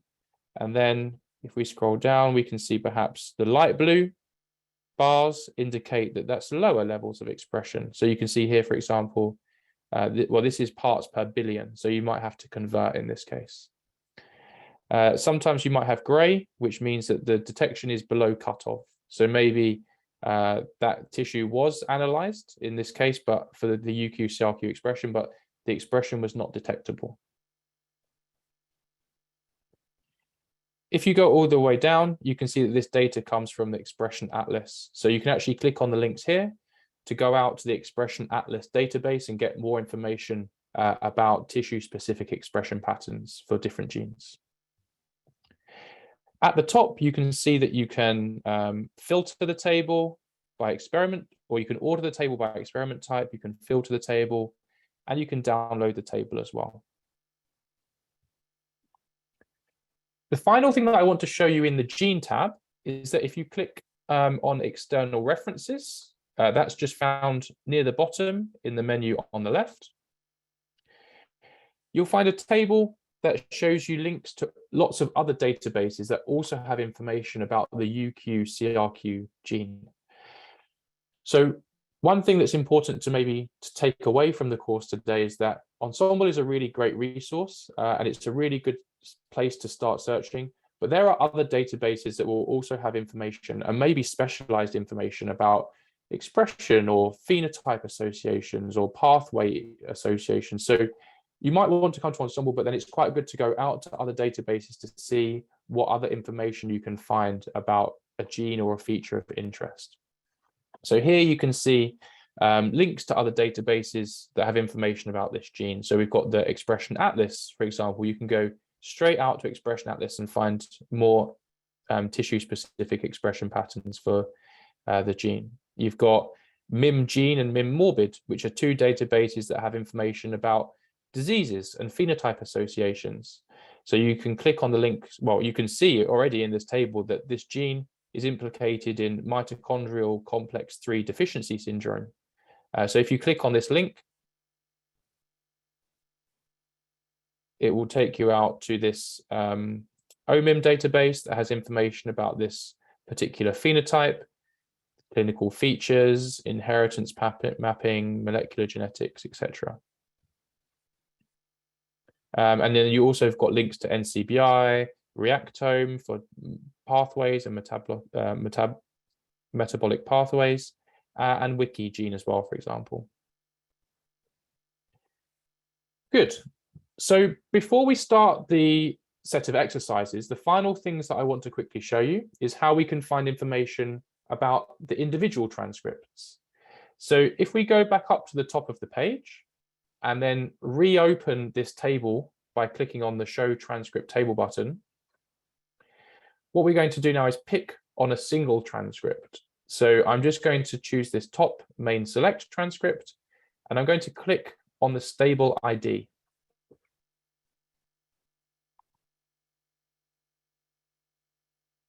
So that takes me to the transcript tab. So you can see here now I'm in the transcript tab. I have information. The transcript tab is opened up at the blue bar at the top. So now I can find information specifically about this transcript of interest. Again, the menu on the left has changed, and you can see that we have a number of different options for finding out information about this transcript. Lots of information in the menu, just like on the gene tab, so we won't click on everything. I just want to show you some of the highlights, some of the most important features. So I'm going to firstly click on the exons link in the menu on the left in the sequence section. And again, I'm just going to hide the transcript table.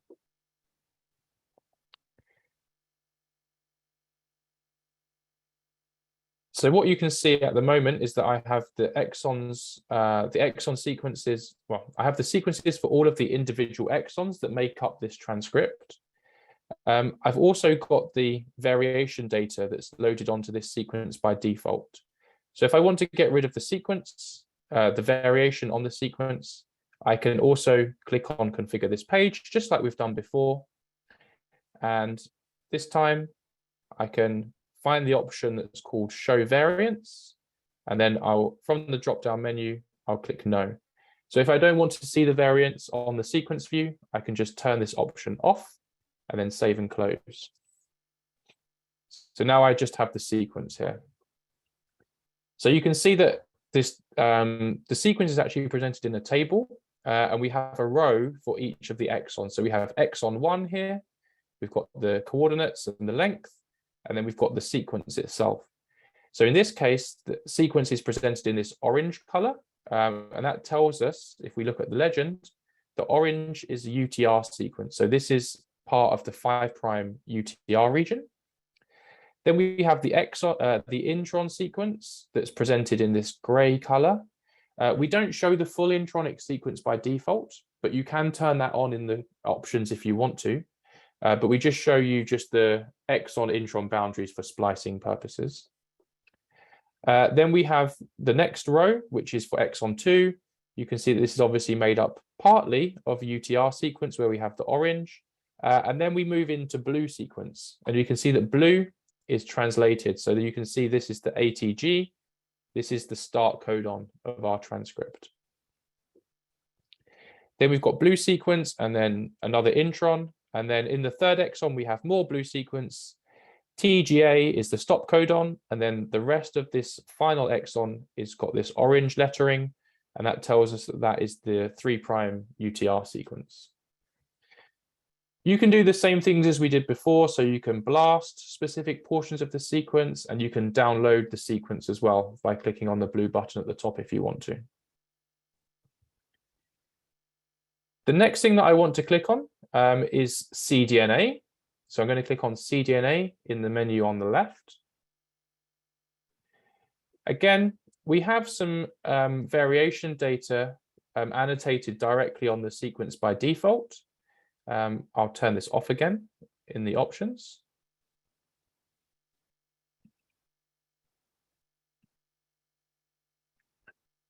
So here we can see the cDNA sequence of our transcript. So each row of sequence has got 3 lines. So the first line of each row is the cDNA sequence. The second row is the coding sequence. And then the third row is the protein sequence. So we've got the cDNA sequence here on the top row. Then, and this is also on the second row, the cDNA, on the second line, the first row, the cDNA sequence. Then we've got the coding sequence underneath and then the protein. So you can see that within the cDNA sequence, we've got the triplet codons highlighted in white and light yellow. So we've got ATG, which encodes methionine, GGC, which encodes glycine, CGC, which encodes the arginine. So we've got the cDNA, CDS, and protein sequence all aligned here. So you can begin to understand how the transcript is encoding this protein and the codons that are there. Good. So the final thing I want to show you is if you click on protein summary in the menu on the left,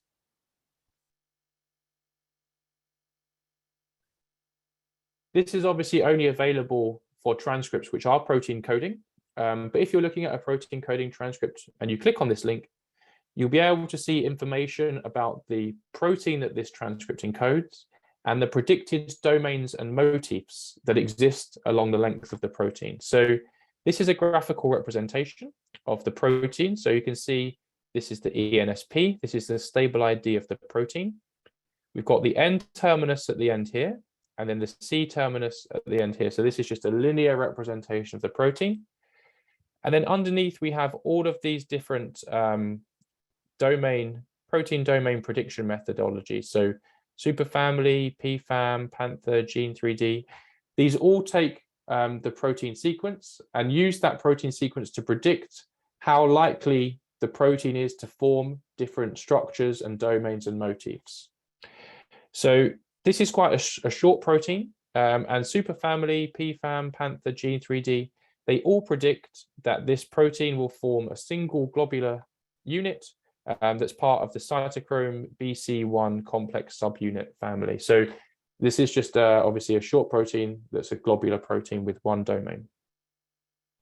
If you have a longer protein, then it's often, in many cases, you'll find that you have some domains predicted in the N terminus and then some in the C terminus, and it's more of a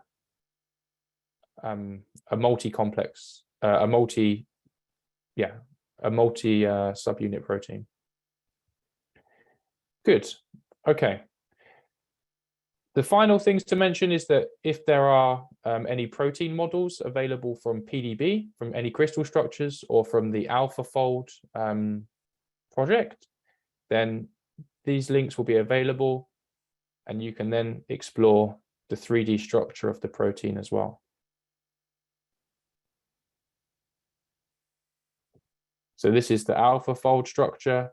You can zoom in and out.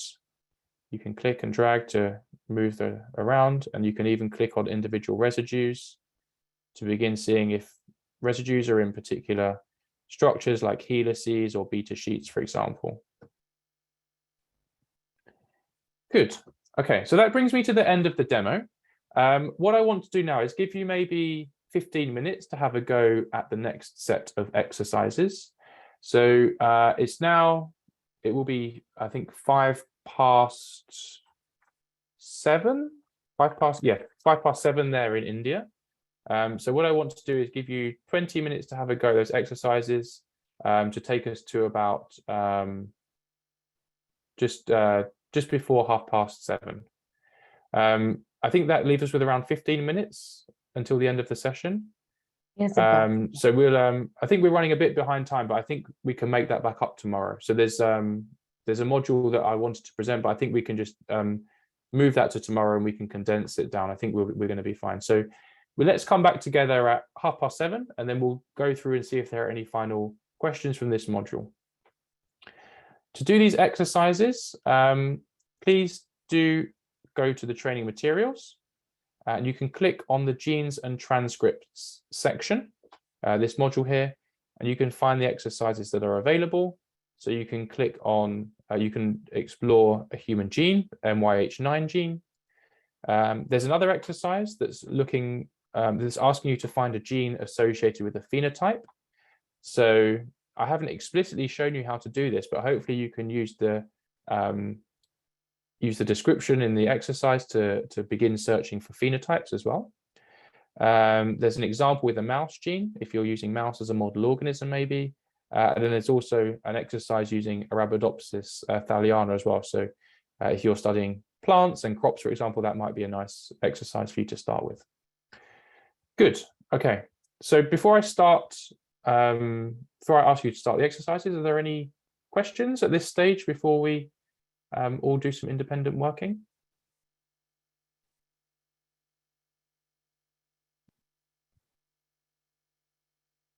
No? Okay. So in that case, please do have a go at those exercises.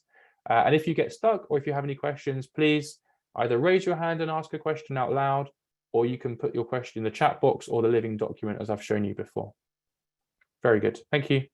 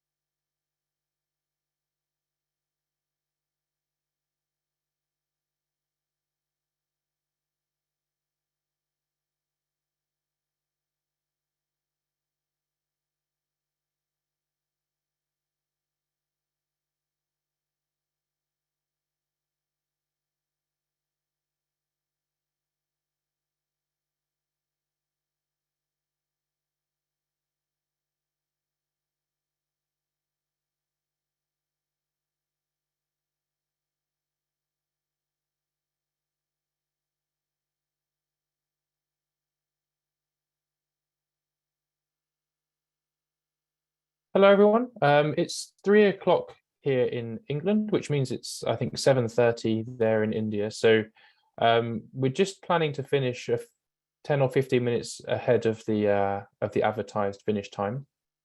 As I mentioned, there is a module that we didn't get to today that's called Exploring Comparative Genomics Data. I'm planning on putting that into the schedule tomorrow. So tomorrow we're going to have 4 hours together between 4:30 and 8:30 in the schedule starting tomorrow.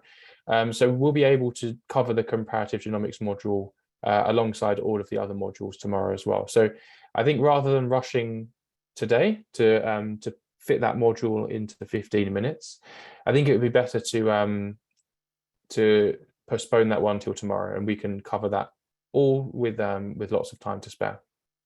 So before we finish for today's session, I just wanted to see how you got on with the exercises, whether there are any questions. So maybe just by raising your hand in Zoom, you can sort of tell me whether you've been able to attempt and successfully complete at least one or two of the exercises.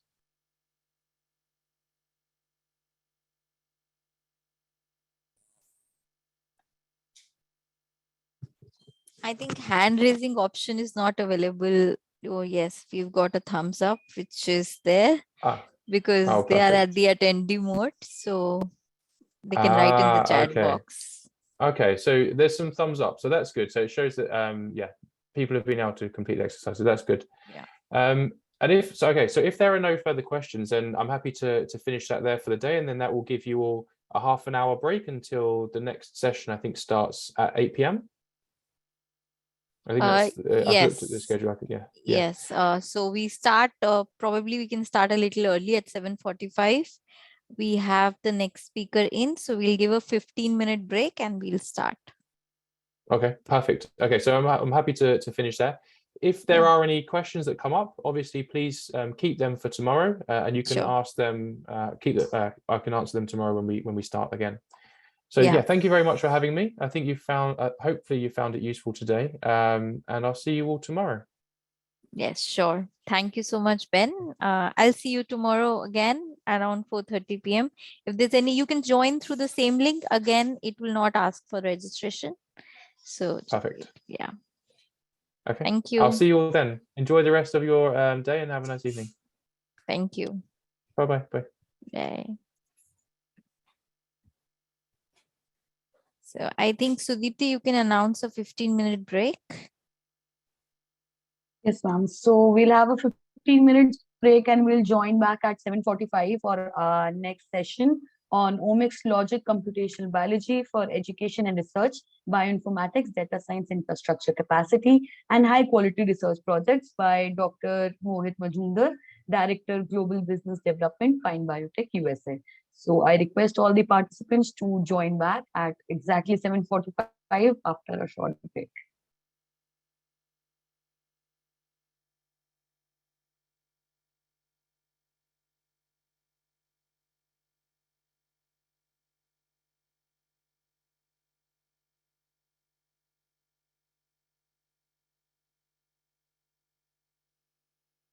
I think we can start.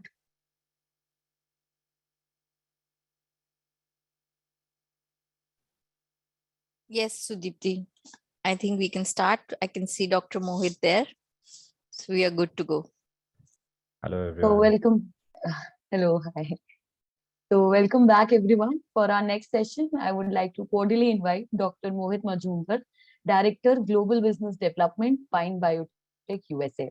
Dr. Mohit Majumdar has over 12 years of research and industry experience. He completed his master's in bioinformatics from Jamia Millia Islamia and a PhD in computational biology and chemistry from JNU. He is an expert in machine learning in application to biomedical and chemical data. He is currently heading the global business development for Pine Biotech USA and is contributing to bioinformatics research and education by collaborating with universities in India and Africa and mentoring participants from various programs by providing them bioinformatics research support, applying statistical and algorithmic approaches, and other methods. We are honored to have you here today with us, sir. I now request Dr. Mohit Majumdar to please start the session.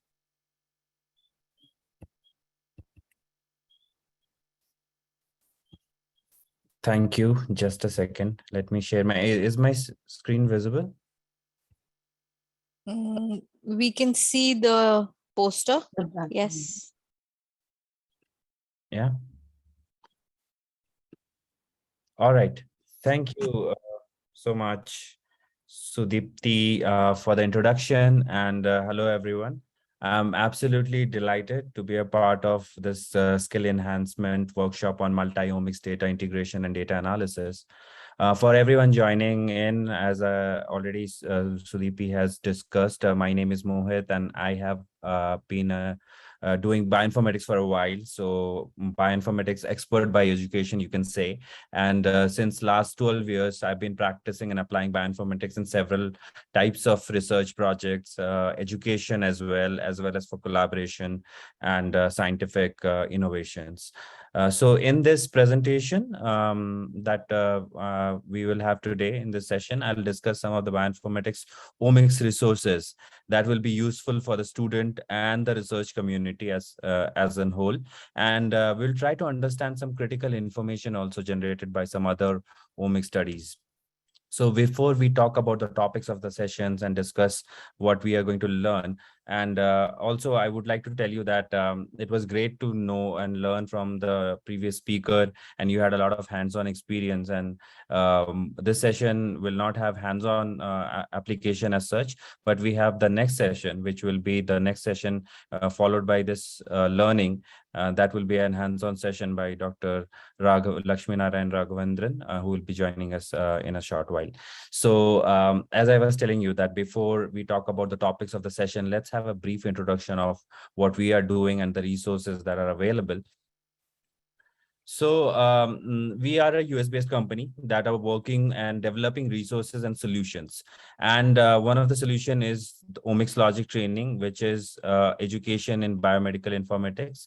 So since 2017, we have been developing an innovative approach to incorporate bioinformatics, educational material, and biomedical specializations into different degree programs around the world. We call this as Omics Logic.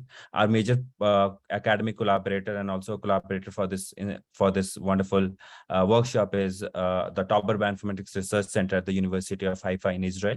So scientists from this center are providing academic insights and guidance in curriculum preparations and development of current bioinformatics analysis platform, which is the T-Bioinfo platform that allows us to run complex algorithms on large-scale data sets. So that is the resource that we are going to discuss in today's meeting. And about that resource, we had been discussing multi-omics approach, and here I might take a case study to make it more clear to you. Many of you are learners, many of you are well aware of these multi-omics fields, so not going into the basics but to understand the application. So multi-omics approach may help to further investigate unknown aspects of the disease which we were not knowing before.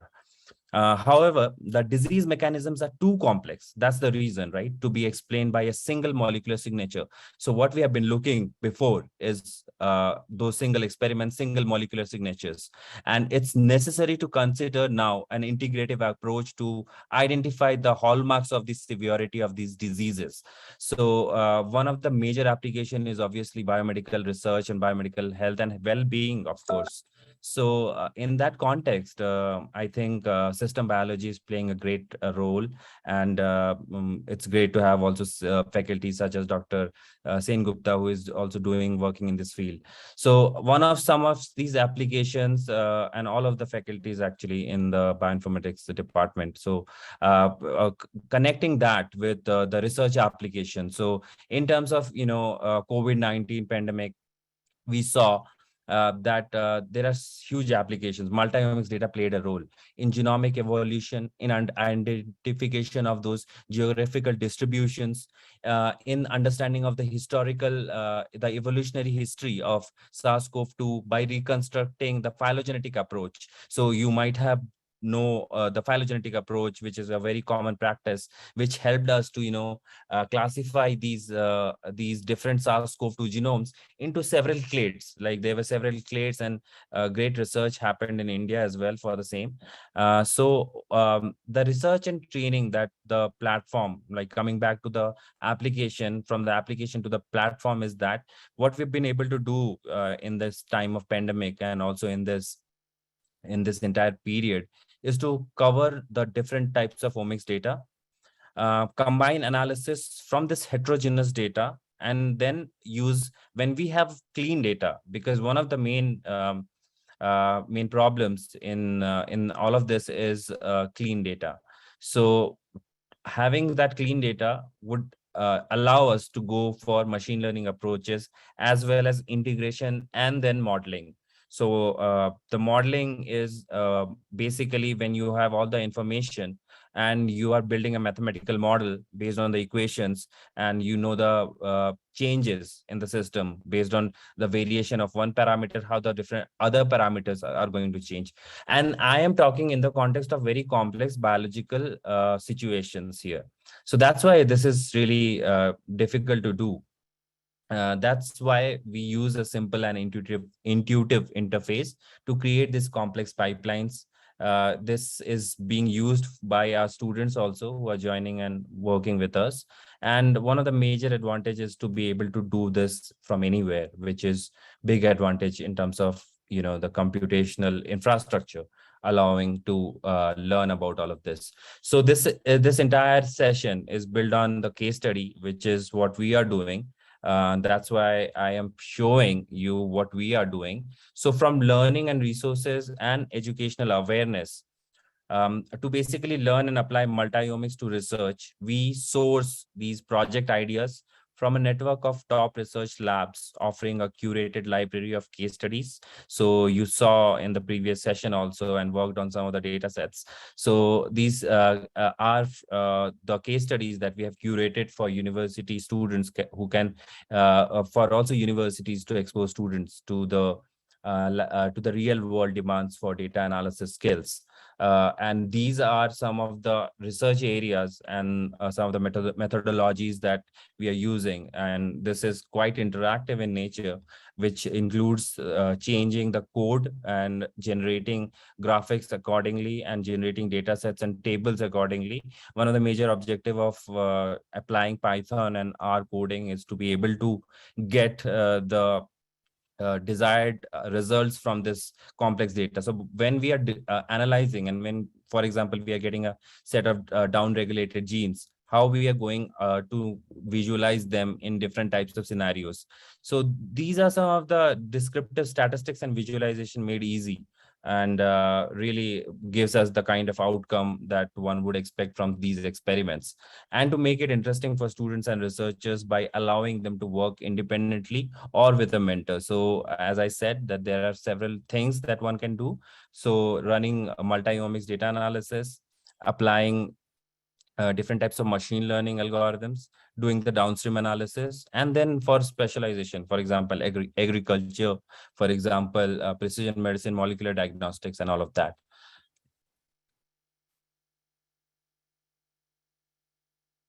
Now, as the student completes their profile and develops a project profile, companies can find these unique skills at an affordable rates, finding their work and tracking their skill mastery. So one of the way to connect what you learn and to the industry is to be able to showcase and highlight. And this is something that is not covered in a traditional academic conference or webinar, but as we are from the industry, it's kind of important now is to connect from the academic settings to go to an industry or go to a job to find a job opportunity. So these are some of the updates and the things that one could utilize and be a part of this community. Now, going back to some of the research that is associated with multi-omics data analysis, and I prepared a case study on long COVID, because it's something that is being researched upon and very less is known, and how multi-omics is playing a role in long COVID.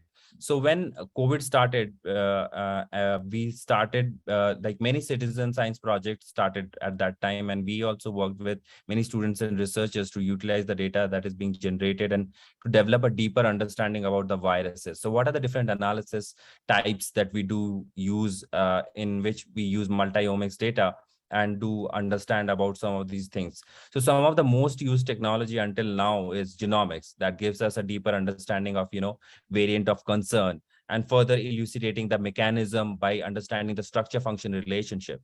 So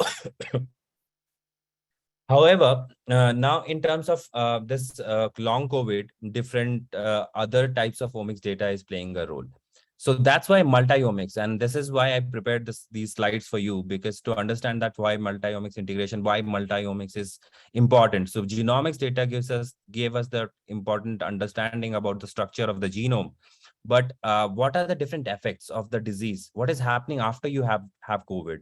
Like what are the effects that is happening with some of the patients, which is not happening with some of the other patients? Why is that? So we have to understand all of this to understand that what would be the effect of the disease in long term, because there are so many concerns about it generally in the society, as well as for ourselves as well.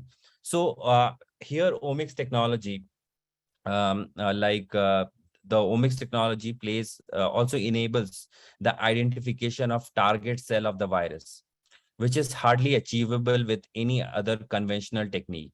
One of the technique which is used widely is single cell RNA sequencing analysis. So single cell RNA analysis of nasopharyngeal swabs, like the nose swabs, showed that ciliated cell losses of with secretory, and then there are some other macrophages that have been identified.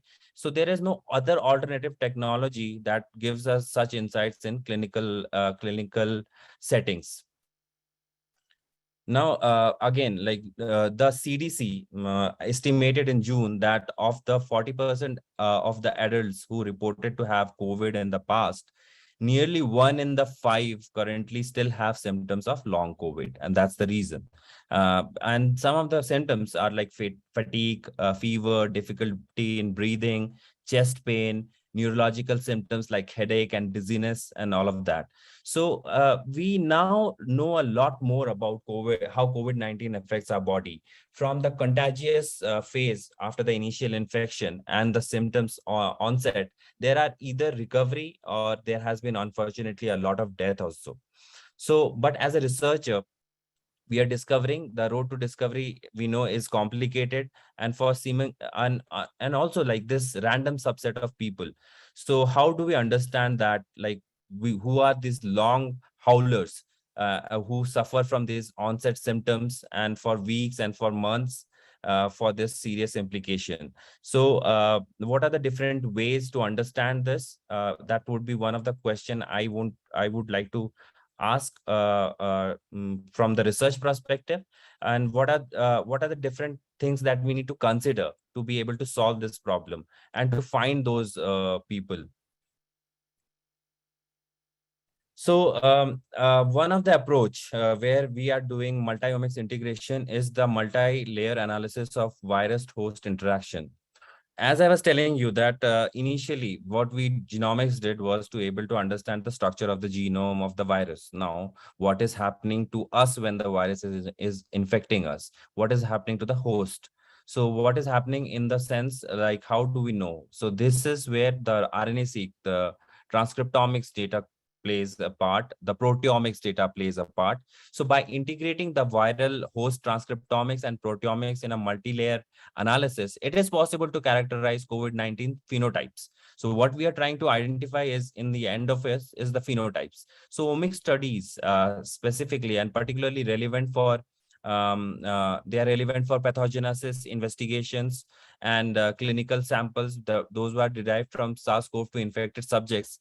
They somehow displayed different features from those who are infected subjects.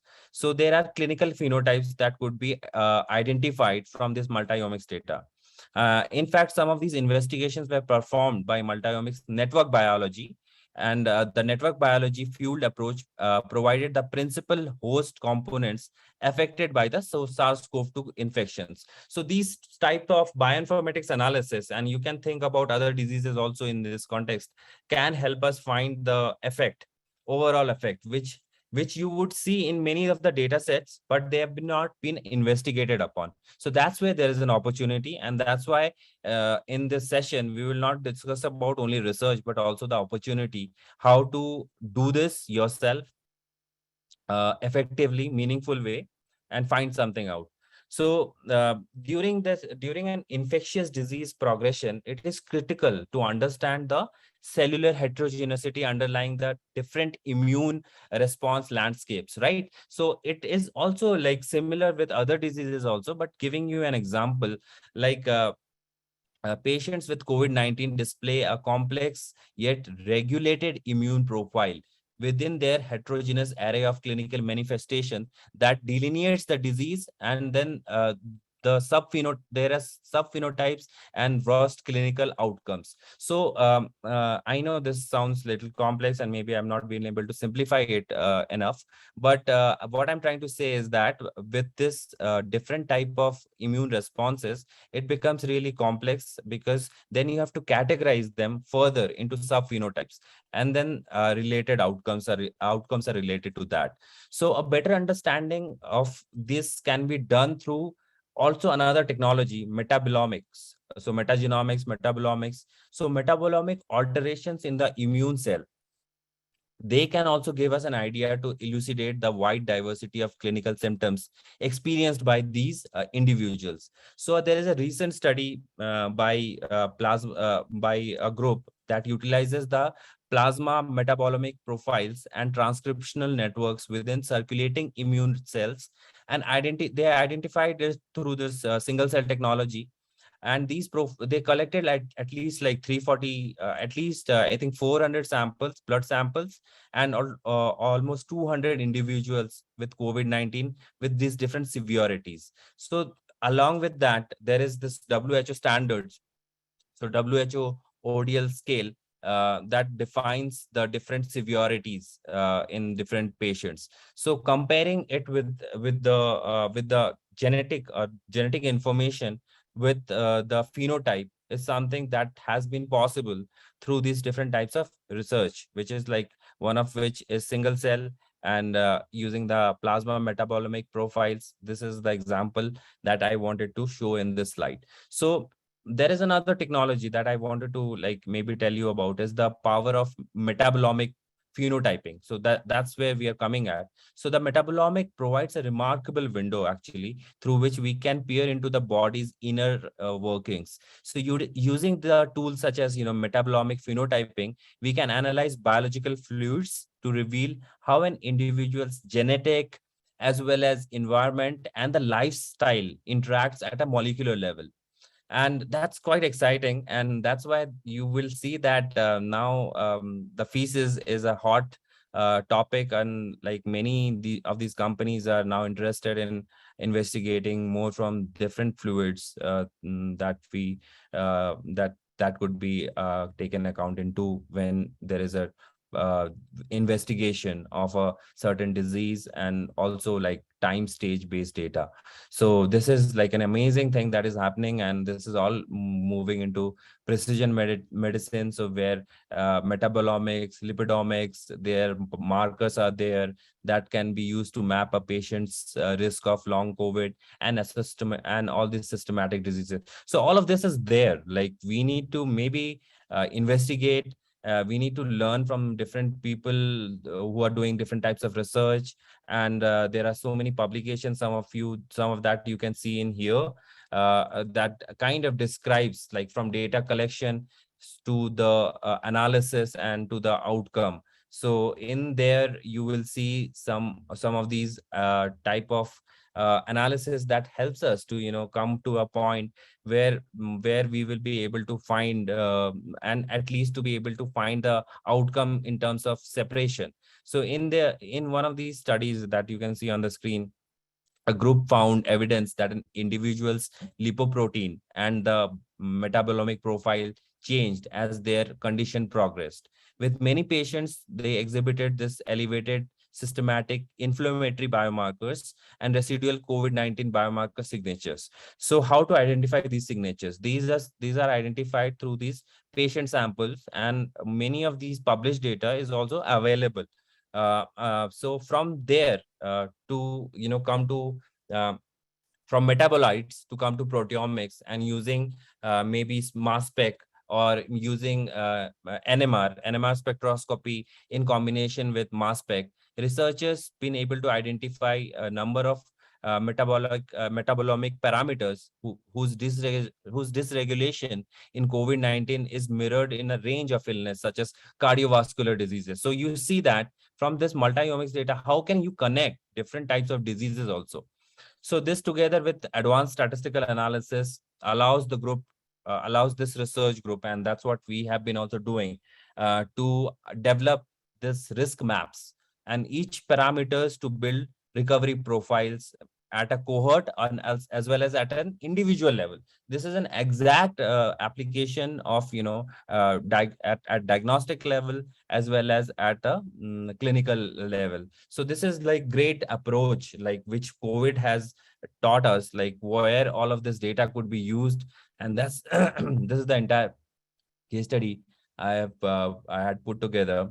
I hope that this is helpful for many of you to understand that where the research is heading and what are the different things that we can do basically with the technology which is available, with the data which is available at public repository, as well as if your collaboration, if your faculty's collaboration with a hospital, and if the university is working with a hospital, that gives us tremendous opportunity to generate new results as well.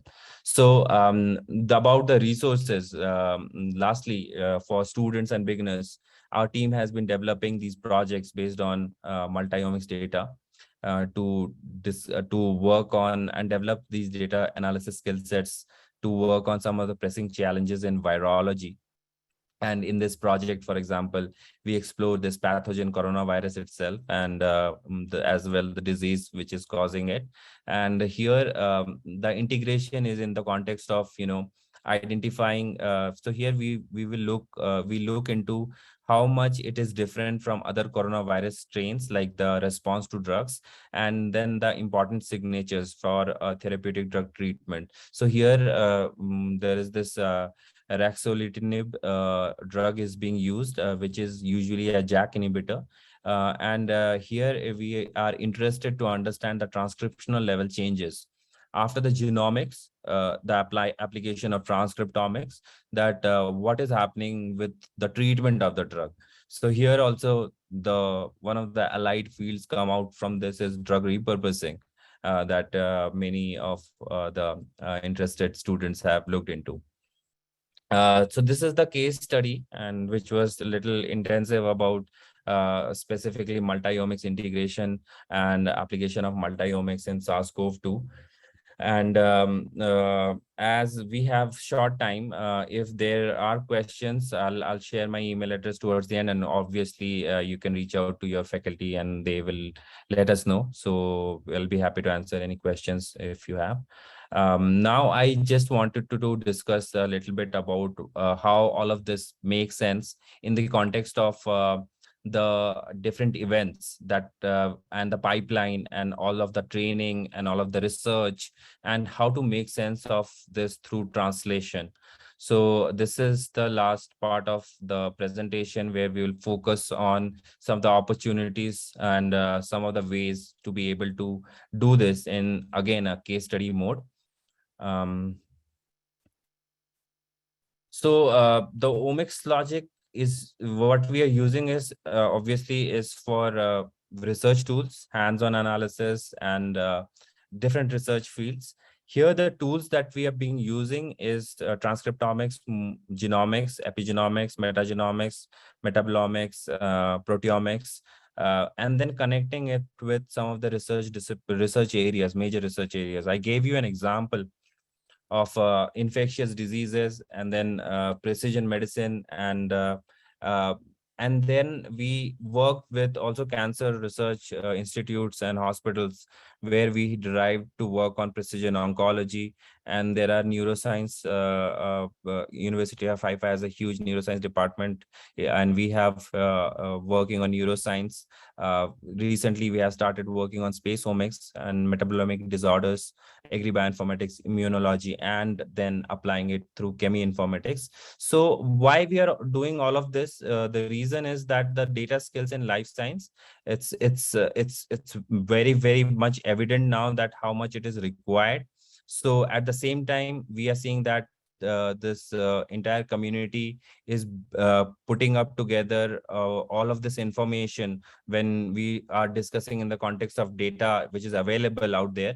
So that's why we have created this omics logic community, a virtual community of biology, biotechnology, and biomedical research students learning data science. Now, two of the main resources that we use is the platform for learning and case studies. And today we will go through one of the case study, which is the precision modeling and its application in precision medicine, and the modeling and its application in cancer. That would be the hands-on session that is coming up. About the community itself, like I have already told you about some of the features of this community, but to elaborate a little bit about that. So after using the TBioInfo platform to visualize the pipeline and practicing analyzing, we've been able to work on the theoretical knowledge, and that is through the Learn platform, where there is the levels, badges, certificates, and completion, and all of that. And this entire learning platform is kind of made in a way for question-based projects. The designing in the end, it's like based on question-based projects. So the question-based projects, how we generate that is through a pipeline. So one of the objective is to be able to understand the complex analysis, which is that what you see in the recent research publications. So in this, we combine training, mentorship, the platform, and to work on the real data problems. So since since launching in 2019, our team has been working in India, testing our resources and working with several organizations. And now this platform is open for external contributors, means that faculty can contribute their own projects, and those can be utilized by students and the community, and also can develop the programs. So the background and the different types of projects and data sets, like what we are doing is that we assume that the person who is learning is from no engineering, computer science, or mathematics background. So all of those are incorporated and embedded in this technology.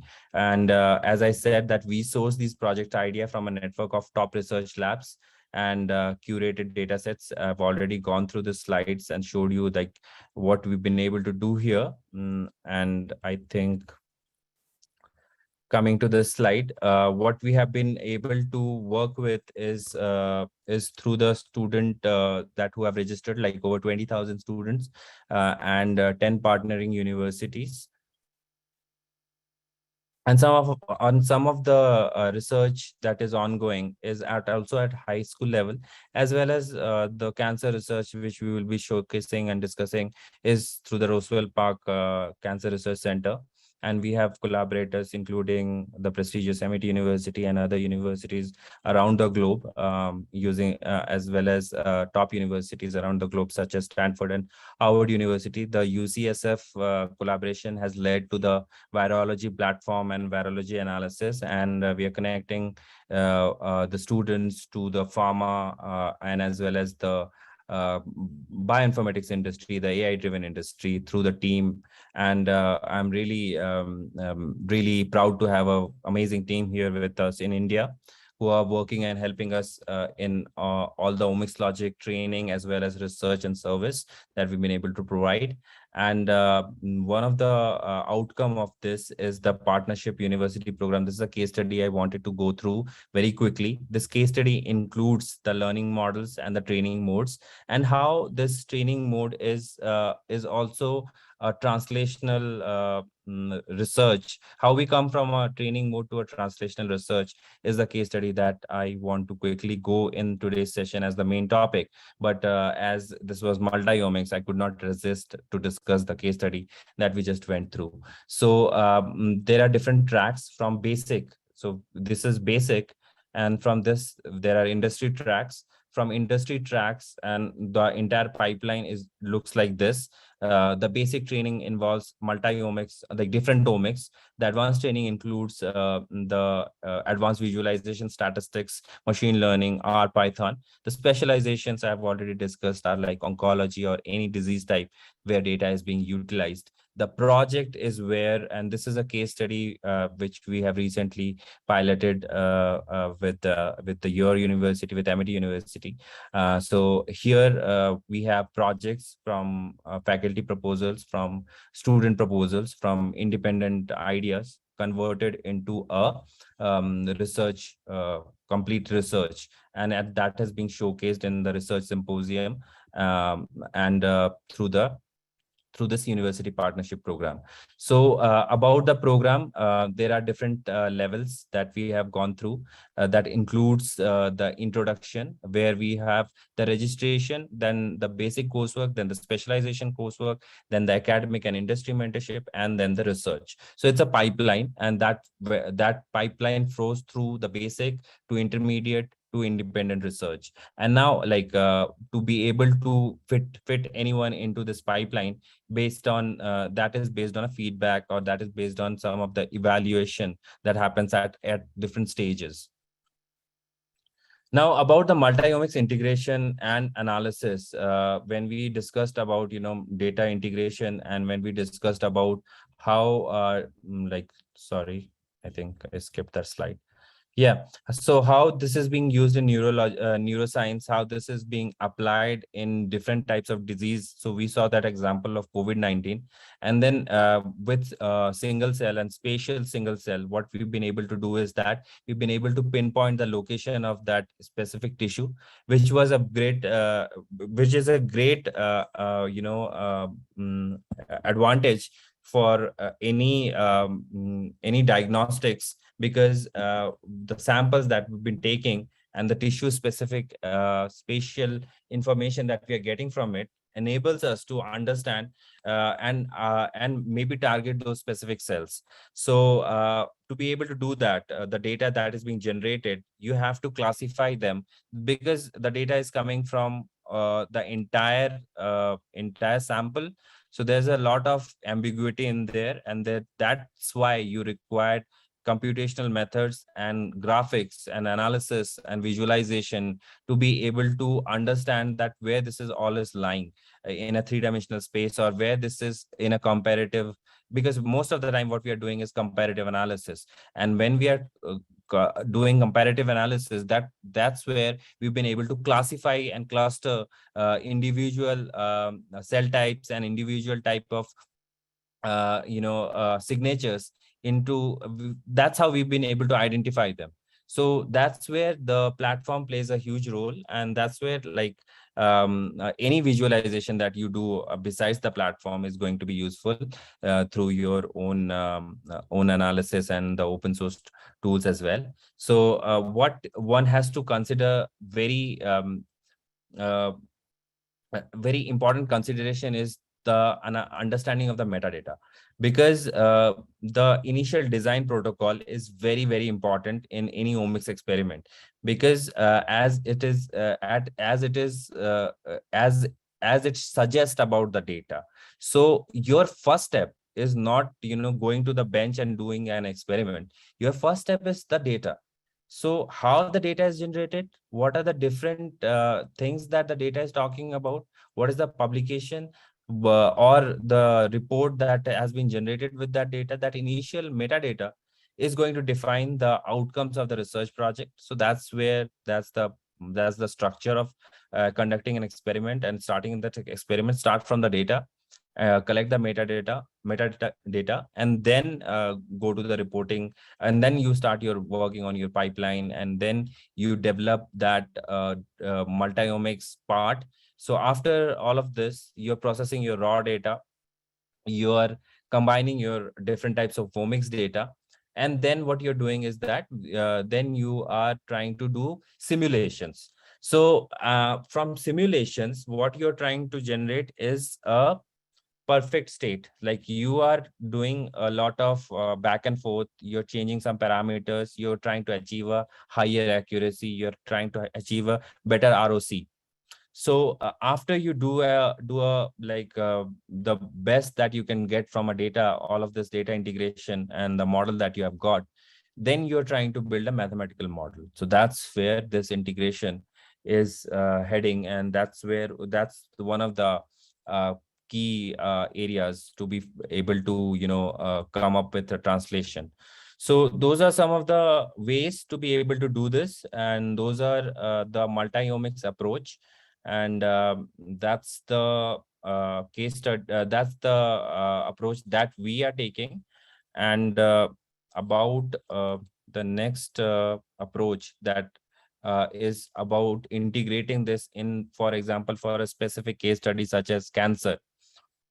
So in cancer, you have to consider several omics data, because it's a very complex disease. And what you are doing from lab sample is that you're looking to construct a library, and from the library you're doing sequencing, and after doing the sequencing you're getting the data, and then you're trying to understand that data and how this connects to a specific type of cancer. So again, there's a normal set that you're testing with which without cancer, one of such example is having a certain stage.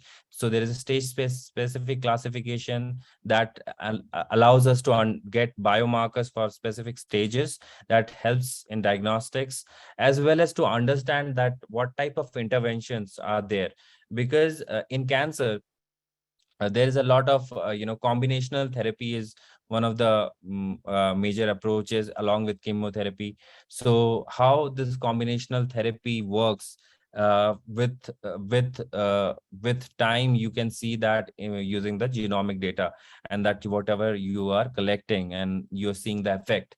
So that's how there are several of these case studies that you will be able to find on some of these public repositories that tells us about these different stages. So from there, you kind of build a multi-omics profile. And from that multi-omics profile, you will do processing, analysis, and visualization that will enable you to find those panels through the panels, which with the known biomarkers. So all of this is possible because a lot of this is being published, and it's well documented, the whole methodology, the review articles. So if you just go online, you'll be able to find this on PubMed, and you'll be able to understand that how this is done. And to be able to do this, you can obviously take those steps and try to do it from on a local system or as well as on the tBioinfo server. I'll just skip a few slides. Sorry, does the sharing went off? Yes, screen sharing is off. All right, 1 second, please.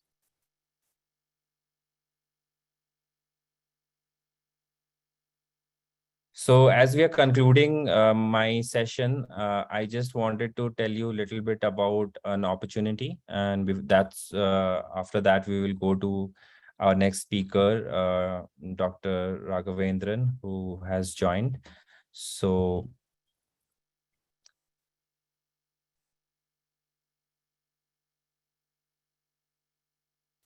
now, after learning about all of this, sorry, some problem with the screen.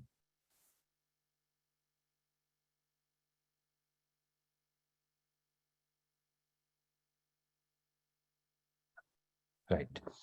Now, after learning about this, like I told you that this pipeline is there, and this pipeline, what it does is that it allows if you think about one individual, a person, it allows it to go through these different stages, from learning about the keywords. From keywords, you go to different types of technologies. From technologies, you go to different types of specialization, and from specialization you have like an interest. One of the hottest topic in today's current scenario in healthcare is microbiome, and that's why we are really glad to announce this upcoming hackathon, which kind of is an initiative to provide students with a platform to showcase their innovative mindset in problem solving. So what we have been discussing all together here is problem solving.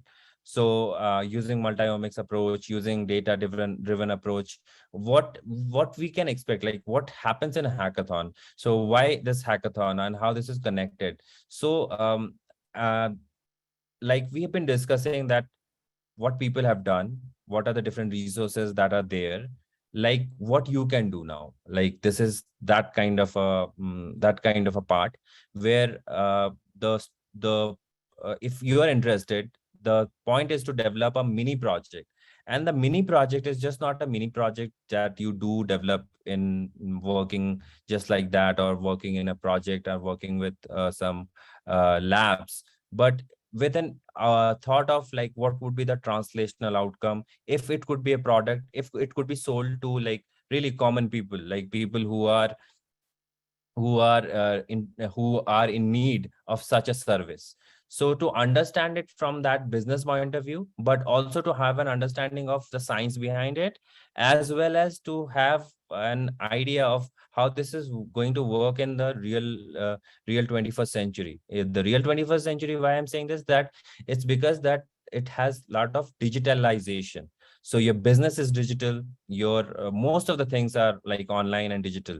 So how the digital the infrastructure is going to be able to support. So those are some of the things that one would need to think about when they start about entrepreneurship, when they start about thinking about a startup. So this is where a science-based startup could work on this specific type of topic. So one would have to do what? One would have to do a mini project based on something that gives a hope to the investors. Like this is a pattern that you want to show to the investors, or to that your MVP product that would be coming out of this hackathon is a slide deck or a pitch deck which will have the elements that will make people interested to go further ahead of this. So it's not like a complete product. It's not possible to just do it in a shorter period of time, but to be able to generate that idea and kind of make it in a proper pitch deck. So that's the experience of hackathon that's coming up, and really excited about it because a lot of Indian and international industry partners have joined and are going to be participating, and there will be opportunities for students who can think out of the box, and using all of this training and research and all of the tools, and could come up with something that could change their a lot of things in the future. So the idea is to work on these ingenious ideas, ideas which are which many of us are not thinking, but some of you are thinking, and be a part of this community to be able to work on it, collaborative in nature, work with experts in this entire experience, and then enabling those opportunities and solutions in this microbiome space, and to improve health and wellness. And the flow of the main event is on the business aspect, which is to have the value proposition. Obviously, if you are thinking about a product, why would anyone would be purchasing that product? What is the value for that product, why it is needed, what are the competitions, and all of that. The customer journey is when you have the customer, and how that customer will go through that. Maybe here we are talking about different types of tests, metabolomic tests, that gives insights about different types of disease types, losing weight, all of that. So it's very exciting in that sense. And then to be able to come up with what would be the costs, what would be the infrastructure, and also, like, again, the experience, like web design and app design and all of that. These are some of the important dates. Registrations have not opened yet, so it will be opened from 1st October. And then the training program, there's an intensive training program that from CEOs to investors to academicians to companies will be helping the students to learn about these different topics. And then there is an actual event which will be where the teams of students groups will be working. So it's a group event, and it would be great to have some of you who are interested joining this. Some of the major topics of interest are obesity and precision nutrition, innovation and beauty products, and pregnancy. And thinking about what actually they have a role. Like, many of you would not be thinking about how beauty products and omics data and microbiome is connected, but it is connected. And there's a from L'Oreal to all of those different beauty products, they are investing heavily in this area. Obesity and precision nutrition, talking about the drug companies, pharma companies, talking about those different wellness companies, those from multivitamin and all of that. So it's huge market there, obesity and precision nutrition. And then in pregnancy also, like so preterm is somewhere this a lot of analysis data is being generated, and there's a huge market. So thanks to all the partnering organizations of including Amity would be eligible and would be happy to participate. I will be happy to have those students who will be participating from the university. About again, like the training part of all of this is different types of training, business training, biotechnology training, computer science training, and this is the entire infrastructure that will be provided and throughout that experience to be able to come up with the research questions. Along with that, we have different types of scholarships available for Amity students, as they are a part of the partnership collaboration between Pine Biotech Topper and Amity University. And this will include the research infrastructure, research and computational infrastructure, and then the metagenomics entire coursework and how to run and do metagenomic analysis, and then these different example projects, as well as like I was telling you about the what are the different examples of microbiome based clinical or research studies. So we have also added those case studies, like fiber intake influences gut microbiota response. So what happens when we eat fiber? So starch from one potato side dish per day alters the gut microbiota. Just think about the things that we do, how such a small intake and such things which are a lifestyle habit has a huge influence on gut microbiota, and that makes us different from others. And maybe that's the reason some of us are more maybe useful to have those specific types of diets that have been that have been suggested, recommended. So recommendation of diet based on microbiome, human skin microbiome, we treatment for acne and other dermatological conditions, and prebiotics and aging. So prebiotics are where this human skin microbiome is being used, and also for aging. As I already told you, for pregnancy, there is different types of data that has been generated for such analysis, and these are some of the case studies that we have put together. And along with that, we have these workshops which are focused on, and there will be companies talking about sequencing, talking about health and wellness, the recommendation system, which I just explained. Again, the biotechnology week, and a few more companies, Indian companies as well, who are working in this space, talking about these different types of technologies and their application. And this is what is being, which will be available for the students who will be registering and will be participating in the hackathon. And the main event is on 23rd to 28th, and the certification and recognition will be given to all of those who are participating. And for the winners, there are cash prizes and funding opportunities. So that's what I wanted to cover in my presentation. I hope that this has been useful to many of you who have joined. And thank you so much for listening to me. And for any questions and anything that comes into your mind, you please feel free to connect me over LinkedIn, or ping me or email me. Thank you so much. Thank you so much for such an insightful talk, sir. The participants are encouraged to share their doubts and questions over the chat box. Are there any doubts or questions?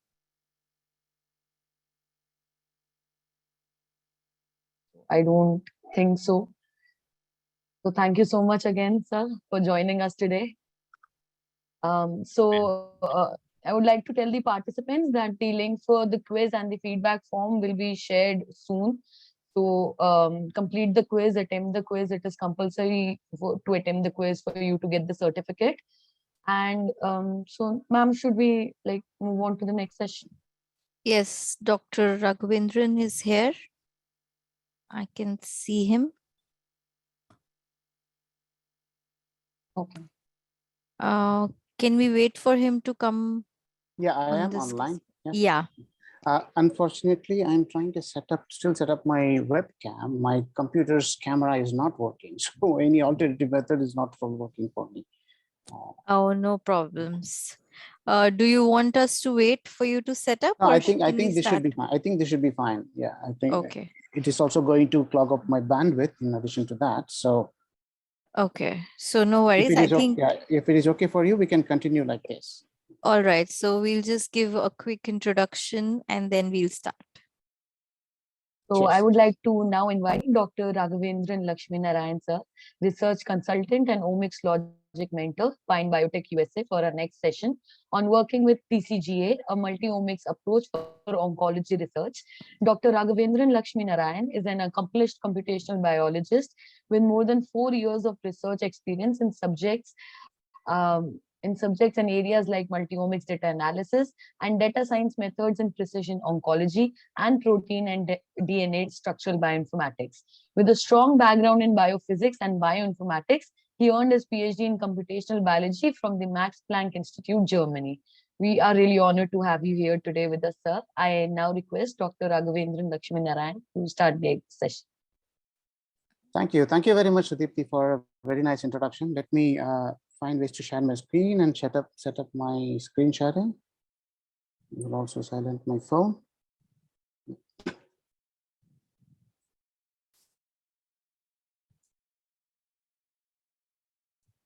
Okay, please confirm you can see my screen and Yes, sir.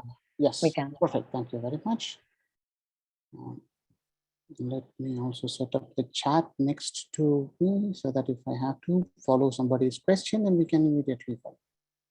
Okay, that will be it. Thank you very much for the opportunity to participate in this wonderful workshop. So I'm as excited as you are. So the title that we have chosen for my talk is a multi-omics approach for oncology research. So I have prepared this talk in a very generalized manner.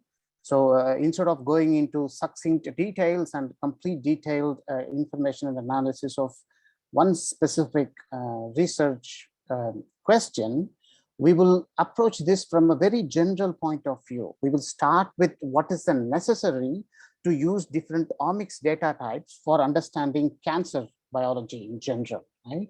So this definitely involves in starting with oncology and some very basic introduction to oncology. I believe the participants and the students are all very familiar with a lot of basics in cancer and cancer biology. So I'm not going to spend a lot of time on that. Then we will spend some time on different omics data types and what can we achieve by measuring these different omics data types. And then comes very important questions. If there are a lot of information that we can extract from these different omics data types, what is the necessity for considering a multi-omics approach, right? So that question also we will briefly discuss, and then we will move on to what are the tools and what are the options that are available to perform such an analysis based on multi-omics approach, right? So that starts with trying to integrate different data together. So we will briefly wet our feet into the realms of data science and the issues that are related to handling big data to extract meaningful information from this big data. And then finally, I will want to discuss a couple of example projects that you can gain access to if you have subscription in Omics Logics platform, which is going to show you or which is going to demonstrate you a step-by-step process of identifying or understanding the data, the patterns in the data, and the necessary changes one has to make in order to make the multi-omics or integrative multi-omics data analysis work. So we will finish with that. So let's, without further ado, let's get started. So let's start considering cancer biology at the cellular or tissue levels, right? Learning about roles of various changes in the molecule, such as modifications in the DNA sequence, gene expression variations that are related to cancer risk, cancer progression, and cancer outcome. I don't have to introduce you to the deadly disease cancer, but even though I will do that to reiterate the importance of cancer in current scenario. It is one of, somebody is waiting to admit, I will admit. If, yeah, thank you very much. So it is, if not arguably, if not the leading or one of the leading causes of deaths worldwide, and almost 10 million people are dying from cancer every year, right?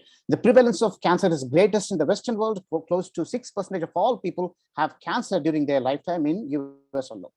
Approximately 40% of men and women around the world will be diagnosed with cancer at some point of their lifetime in future. So it is estimated that close to 17,000 children will actually be diagnosed with cancer, and 10% of them will die in around 2025, right? The risk of cancer generally increases with age, with lot of other confounding factors like exposure to radiation, to pollutants, to abnormal weight gain, tobacco usage, alcohol usage, etc.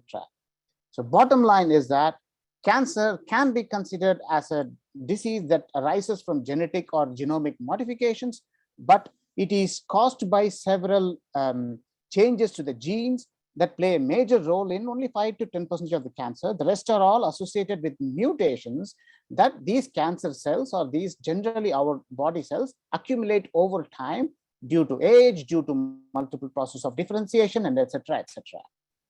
Right? So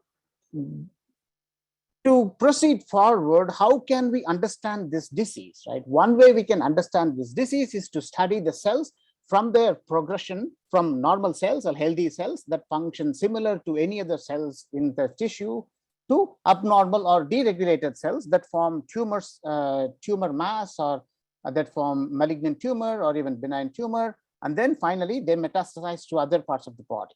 So as this process of the journey from being a healthy cell to the metastasize or tumor cells takes a long time, we should therefore find a new and very definitive ways to first understand this tumor progression, and then second, to identify some biomarkers or signatures in any form for early detection, for accurate diagnosis, for understanding of the response to treatments from a varied cohort of patients, and also for better prognosis for patients' better life in general, better quality of life in general, right?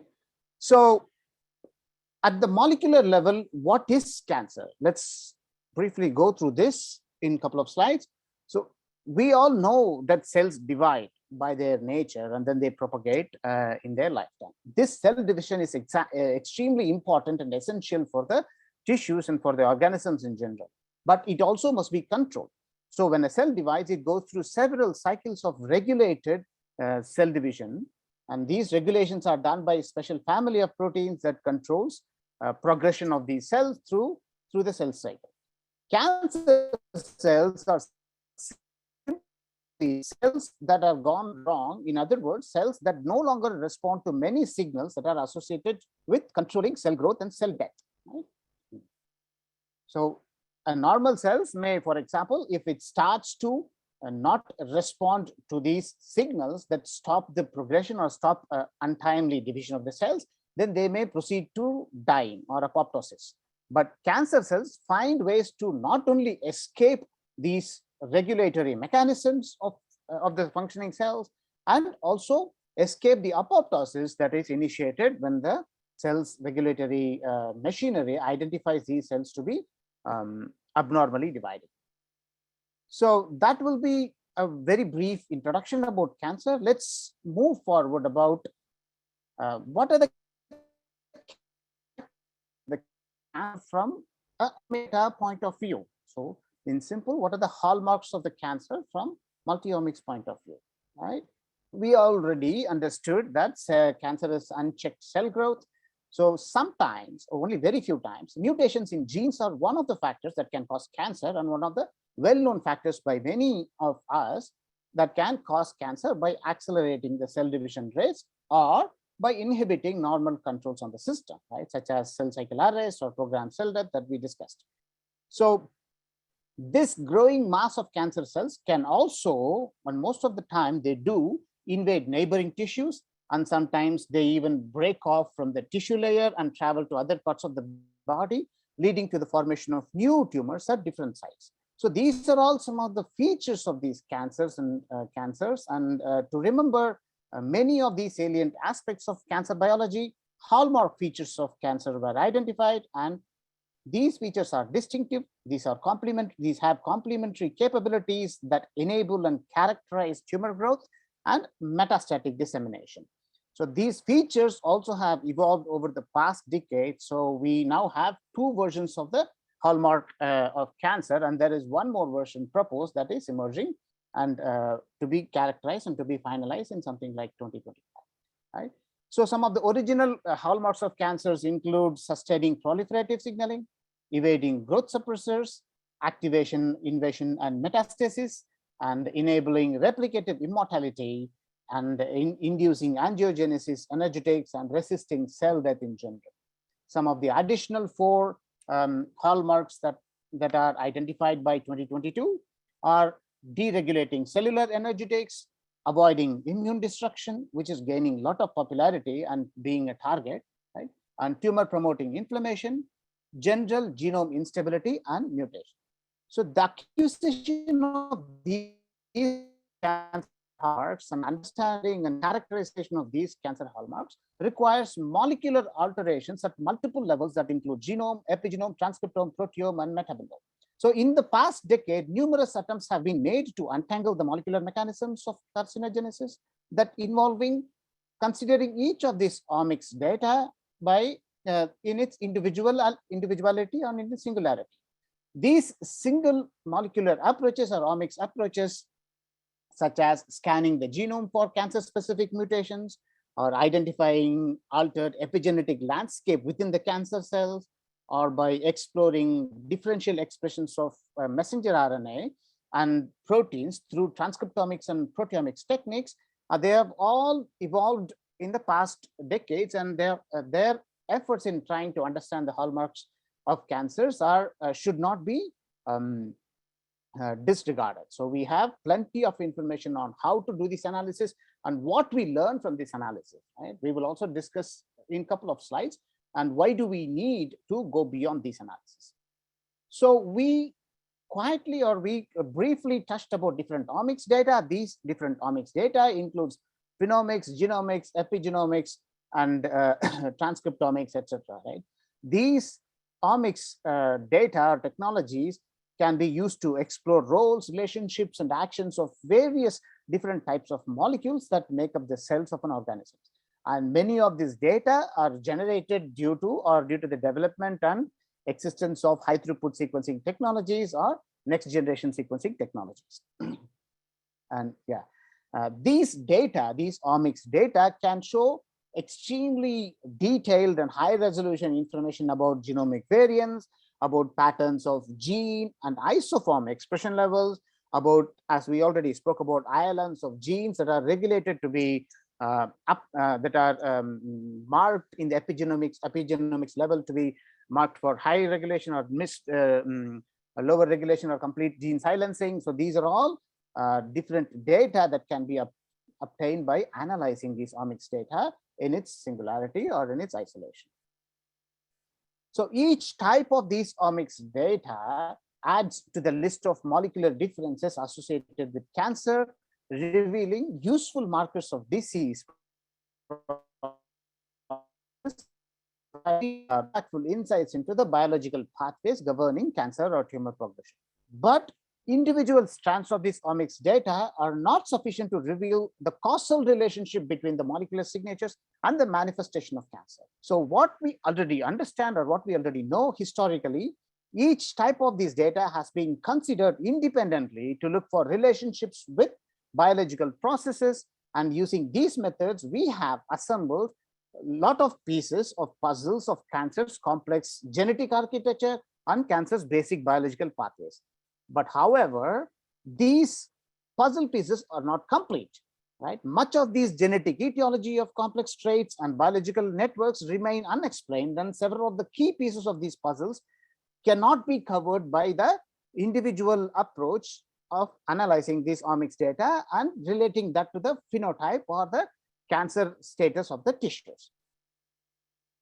Right? This could be partly due to the restrictive single data type study designs that we have been focused on. Right? So what is the solution for this, and what are the step forward from this specific incomplete analysis that we have understood so far, right? Data that we have gathered so far.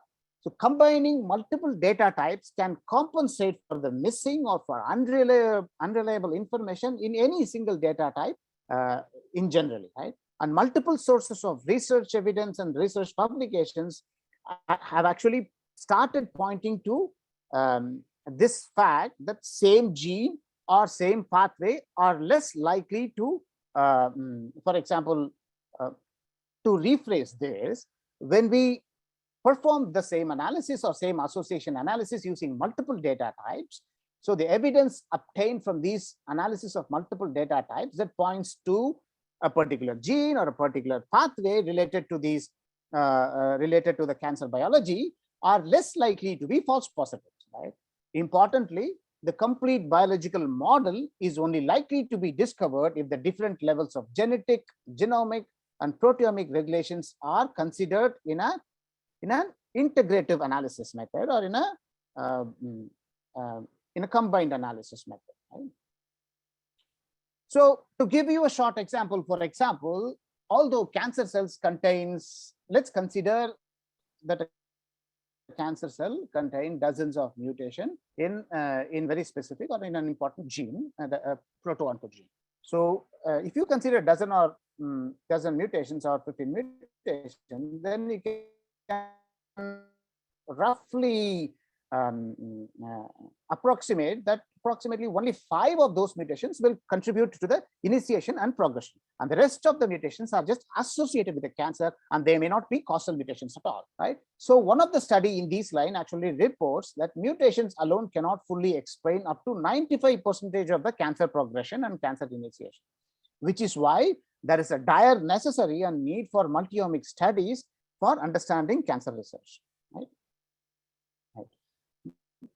Unlike these single data or single omics analysis, multi-omics can actually differentiate the mutation that drive cancer from those with or compared to some of the mutations that actually carry along or result or that actually arise due to the result of this cancer progression, right? And several of these mutations actually arise due to the cancer progression, and they exist without any mechanistic significance by, for example, by analysis to regulatory or phenotypic factors to simple mutational profiling. In other words, if you perform multi-omics data analysis, they can identify key mutations that takes the progression from the genome level and identifies whether they are regulated at the epigenome level and translate that into, for example, at the expression levels of those specific genes at the transcriptome level, and then finally at the functional aspects of that specific protein that harbor these mutations at the proteome level, right? You can also extend this to profiling in the type of metabolites or type of compounds that these protein perform their enzymatic analysis or action onto at the metabolomic level, right? But these type of analysis and these type of association that spans the different omics data types are not possible if you take these data types in its individuality or as a snapshot. Such a multi-omics approach actually enables more precise identification of characteristics that are crucial for cancer initiation and cancer progression, as we already discussed about the hallmarks of cancer disease progression.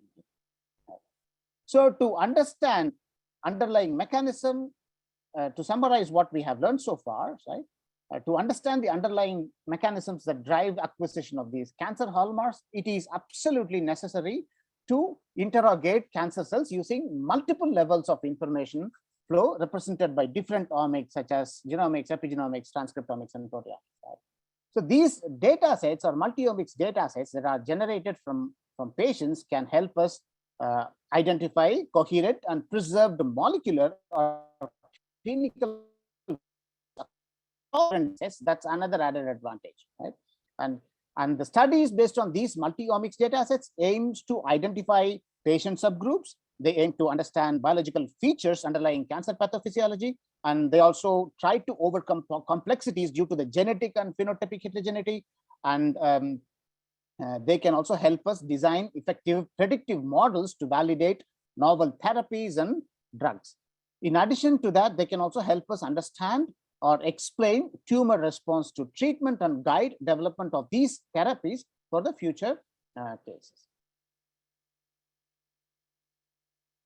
So with that, let's proceed forward, right? We learned the necessity to integrate multiple different omics data and why such analysis methods and such integrative analysis methods are becoming a hot topic at the current research level, of cancer research level. Now we will actually discuss several of the resources that are available to obtain these omics data at the multiple different omics level, and to perform some initial visualization and analysis from the resource themselves, or you can download them and then perform or set up a very detailed multi-omics level, integrated multi-omics level data analysis to understand cancer biology. Right? There are several cancer-associated online omics data repositories are available, and they play a pivotal role in our understanding of cancer-associated processes and mechanisms. Right? It is actually possible to obtain different data sets in a very systematic way for rapid validation of hypothesis or rapid hypothesis generation. Generally, these online resources provide the platform to discover, for example, altered molecular patterns in a single cancer type, or you can extend the analysis to include a pan-cancer molecular patterns that are generally common for cancer or tumor genesis, irrespective of the cancer type or irrespective of the tissue that the cancer is associated with. So this particular section of the talk is a comprehensive overview of the online single and multi-omics resources that are available for different types of cancer. So in studying cancer, we are interested in omics data, for example, that can basically, or that can at its association level, help explain clinical phenotype. So, and these clinical phenotypes can be disease symptoms, these clinical phenotypes can be hereditary association, these clinical phenotypes can be risk factor associated with the specific patients, regarding to smoking history, regarding to alcoholic history, regarding to, for example, prior disease or viral infection. So all of these cannot be apart from gathering these information from a single resource and trying to look for these association in a systematic understanding, a systematic way. So one of the very important repositories that helps us or gives us the ability to try and link this clinical information with the omic information that we have generally been discussing until now is the TCGA, which is short form for the Cancer Genome Atlas.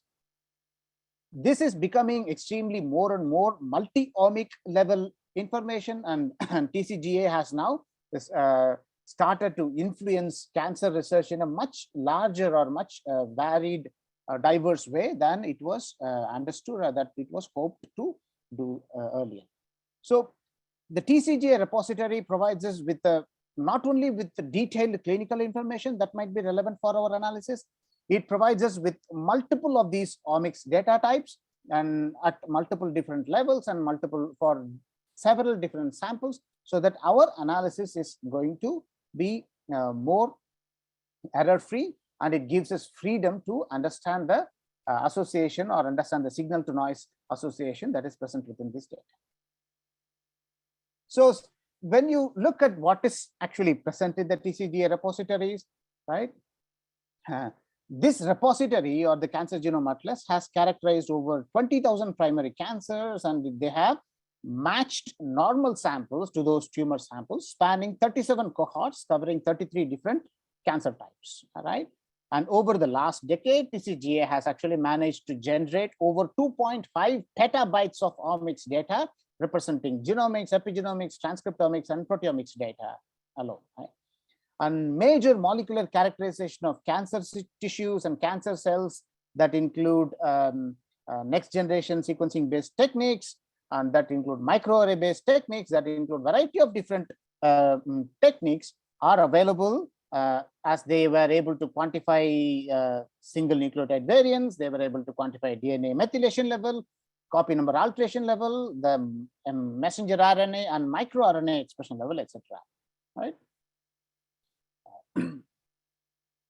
So if we take the results of TCGA by its impact and its finding, the studying, one of the main understanding or one of the main aims that TCGA was actually created was to study the molecular basis of cancer or to improve our understanding of the genomic underpinnings of this disease. And I would say this is actually this TCGA's publication alone, right? The publication from the TCGA consortium alone have actually successfully passed these requirements or specific aim. For example, let's take breast cancer.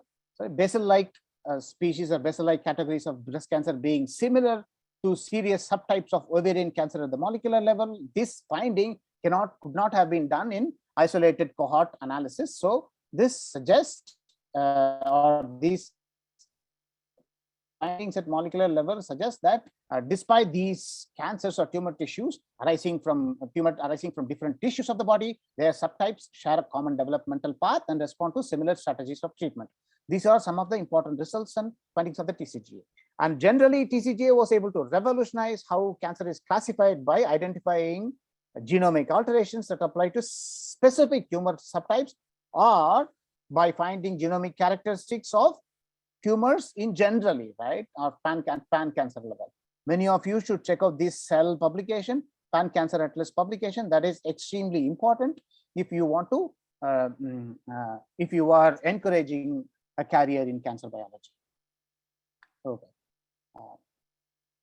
let's proceed forward. So to give you an example of what kind of data that is available, here we have an example of mutational frequency of very well known, very well characterized tumor suppressor gene TP53 across 32 different TCGA cancer types. And we also have associated tumor expression levels. And this actually has multiple, this actually is characterized across multiple different expression quantities, like isoforms are differently colored, like gene, for example, gene isoforms are differently colored, and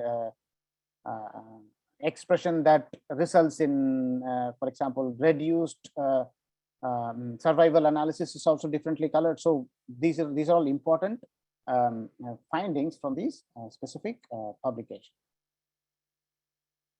So what kind of data that you will find and how can they be accessed? They can easily be accessed using the portal.gdc.cancer.gov. If you type in Google GDC portal or GDC TCGA GDC portal, then you will get to a page like this where you can select and pick and choose the cancer type that you want to identify, and rest of the things are all very intuitive. And if you want to know more about this, we have separate program covering handling of TCGA data in omics logic platform. So one of the ways, as I mentioned, is to go for GDC, which stands for Genomic Data Commons. And accessing data from TCGA and TCGA's data repository, Genomic Data Commons, is not the only way to gain TCGA data, TCGA access data. So many of these data, for example, are mostly open access, and which are like RNA-seq data and methylation data and microRNA data, expression level data, and these are all open access data. But some of the sequencing data, like exome, whole exome, transcriptomic sequencing, like targeted loci sequencing, since they contain patient privileged data, they are not for everybody and they have controlled access. So by controlled access, if you want to work with such data, you have to write a written request to them mentioning your aim of the project, and with your PI signed. And once they approve you for controlled access, then you can get hold of that sequence data and work with it. But many different publications and lot of publications that are available now are focusing only on the freely available or open access data, and we have lots and lots of information regarding to cancer biology has been extracted from open access data already. So these multi-omics data sets can be, for example, studied using different analysis and different visualization tool. Why is this not working? Wait, let's go. Okay. Okay, that's okay. My animation is unfortunately not working, but we have the same information here also, right? So they can be studied using different visualization tools and different data portals, right? Each one of these portals, for example, GDC, Fire Browser, CBio portal, TCPA, GPR, all of these have their own unique features, strength, limitations, etc., right?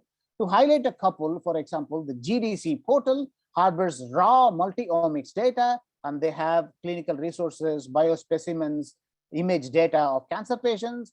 And this, in addition to providing access to these data for downloading, they also provide dynamic data visualization option. And this analysis actually enables creation of very many adaptable interfaces that allow the users to filter data based on disease type, disease site, based on cancer type, based on demographic information, based on data material, based on file type, based on treatment options that these patients have undergone, and even based on mutational impact. You can explore the TCGA data for very many different filters that you can perform, and specifically pick and choose the data that you want to understand and hypothesize.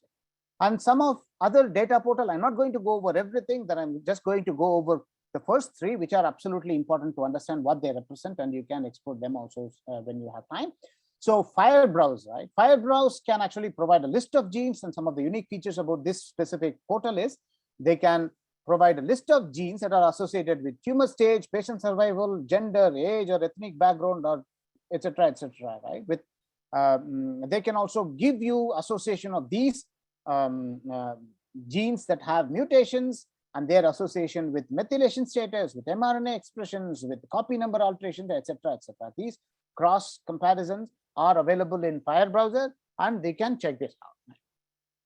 And you can also try exploring CBio portal, and which harbors or which actually possesses extremely flexible interface that allows you to analyze multiple data sets simultaneously, and it gives you visual feedback or visual features like correlation plots of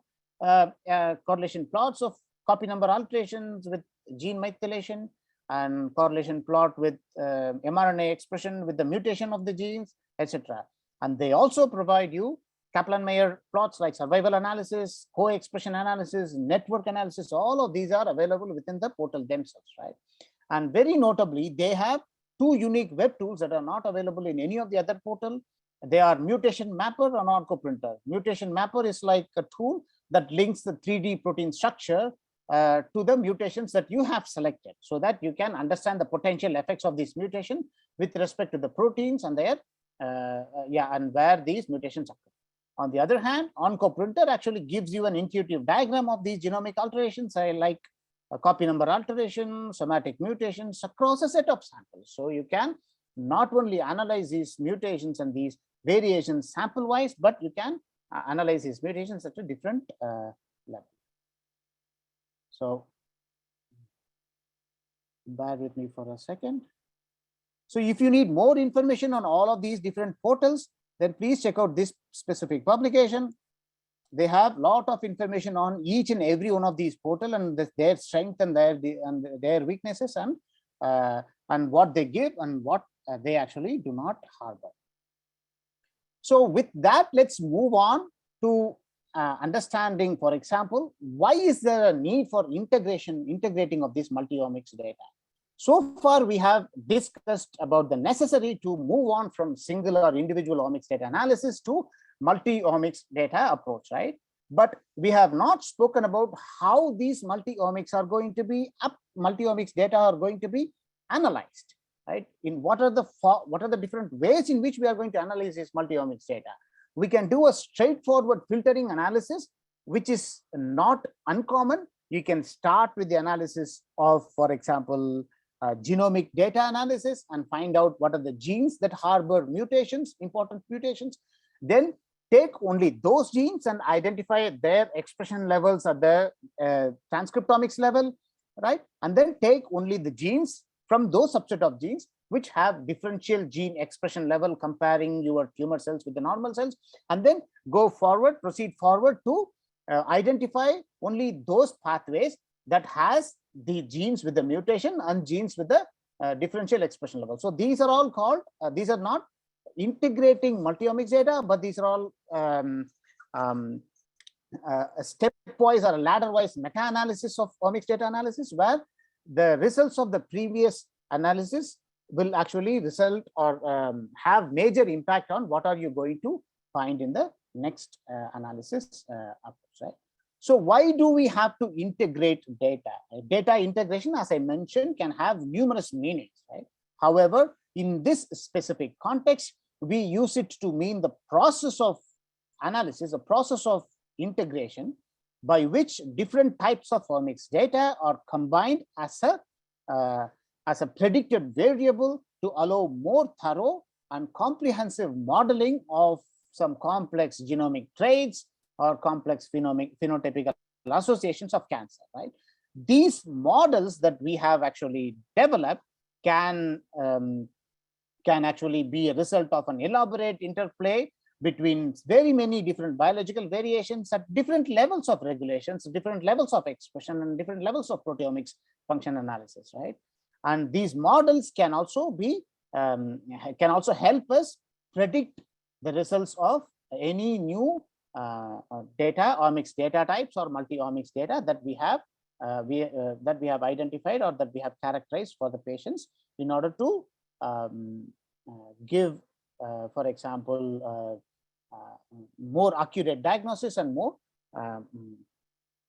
relevant prognosis for the patients, right? So there are several methods of data integration options are now emerging that aim to, for example, bridge the gap between our ability to generate vast amounts of data and our understanding of biology. So we have lots of data that has already been generated, which I did not touch upon, but there are generally, if you go to TCG alone, there's a humongous amount of data, and NCBI harbors another huge volume of data. I think Dr. Mohit's talk would have touched upon that. So the primary motivation behind integrated data analysis is to identify key genomic factors and, importantly, their interactions, right, that can explain or that can predict disease risks or other biological outcomes. These integration omics data types is extremely crucial steps in one of the crucial steps in multi-omics studies. Data sets such as copy number variation, gene expression, methylation, proteome data sets, like they're all merged using various frameworks with distinct methods, right? This integration of very many omics data type actually enables us to compare these molecular features across multiple point of view, across, for example, multiple samples. We can cluster the patients with very similar molecular features. We can find patients with relevant clinical features and their association with multiple different omics integrated data analysis. So these are all possible outcomes. And some of the other possible outcomes include enhanced identification of clinical subtypes, because the subtypes are now not function of segregation through one of the omics data type, but they include information or complementary information from very many different omics data types, right? And we can understand the cancer pathophysiology because, as I already mentioned, identifying the relationship between, let's say, gene mutation or gene regulation from one omics data type can be a false positive, but the same analysis, if performed using multiple different omics integrated multi-omics data analysis, then that is less likely to be a false positive, right? You can use this for prediction of potential drug targets, and also you can support futuristic clinical decisions. For example, this can, in addition to this, you can also add another layer of integration like treatment response data. And when you do that, then we can identify factors or omics data or omics association that harbors positive treatment response of the tumor and compared to the resistive or negative treatment response of this specific tumor. So this can support better clinical decision generally. So some of the recent findings that include or that actually perform multi-omics integration is specific to actually multi-omics clustering, which is one type of integration. And for example, again, I'm trying to edit this. Yeah, if you need more information on what are the recent findings, and lists of individual analysis or individual findings go to this specific publication, and that gives you a list of what was achieved in each one of these cancer or each one of these cancer type, that is given in this small box, right? So using multi-omics clustering approach, which is one form of integration that defines association between molecular profiles and clinical features in this aspect, right, among several cancer patients. The studies have actually identified coherent subtypes across multiple datasets layers that definitely could have major implications for predicting therapeutic responses, right? And they also enable identification of direct connection between mutations and phenotypes, thereby increasing the resolution of this clustering pattern, etc. So we also have novel different pathways and genomic identifications and mutations revealed, and their association understood due to the integration of multi-omics data that was performed using multi-omic clustering. So speaking about different ways of integrating multi-omics data, so let's go back again. Yes, data. So this analysis or integration of this multi-omics data can be roughly divided into 3 categories, right? The first category, A, is a concatenation-based integration, which involves simply physically combining different data types at the raw or processed level before any modeling or data analysis approach, right? This is one of the if not popular approach, this is one of the first tried approach in lot of the different ways, lot of the different integration approaches, right? But there are a lot of challenges that is present when you are performing concatenation based integration, right? So we cannot, or we have to decide, for example, what is the best approach to combine multiple matrices that include data from different scales in a very meaningful way. Right? For example, mutation frequencies can be in the scale of 0 to 1. Gene expression level can be in the scale of anywhere between 0 to 25,000, right? So the scale differs and the frequency differs, for example, copy number variation and gene mutation, and they can actually possess, or they can contain a lot of null values and not applicable values, sparse data. So straightforward concatenation without adjusting for different scales and different data frequencies cannot, or will be rather detrimental rather than informative for our analysis, right? Moreover, this method further inflates the high dimensionality of the data, right? For example, let's say that you have, for example, 100 samples and 10,000 features. And adding more and more features, for example, copy number alteration information and mutation information to the same number of samples is going to further inflate the high dimensionality problem, which can roughly be approximated as the observation that the number of samples in our data are generally, or in omics data, is generally much less than the number of measurements performed per sample, right? Another more useful and more popular and for example more how to mention this advantageous method, or one of the most popular method, is the transformation based integration method, right, which involves performing mapping or data transformation to the underlying data set before the analysis or before the integration, right, before the modeling is applied at the initial level. So once the transformation is applied, and then the modeling can be applied to the integrated transformed matrices, right, that can be done.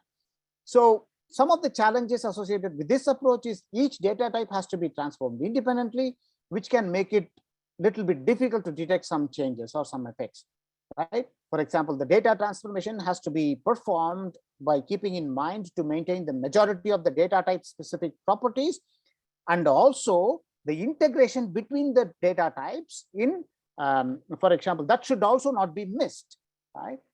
Some of the disadvantages of transformation based integration is you can get an individual representation or individual focus on the data, but and this has a probability to miss interaction between, for example, mutation level significance and their gene expression level significance, and further to epigenetic regulation level significant, etc., etc., right?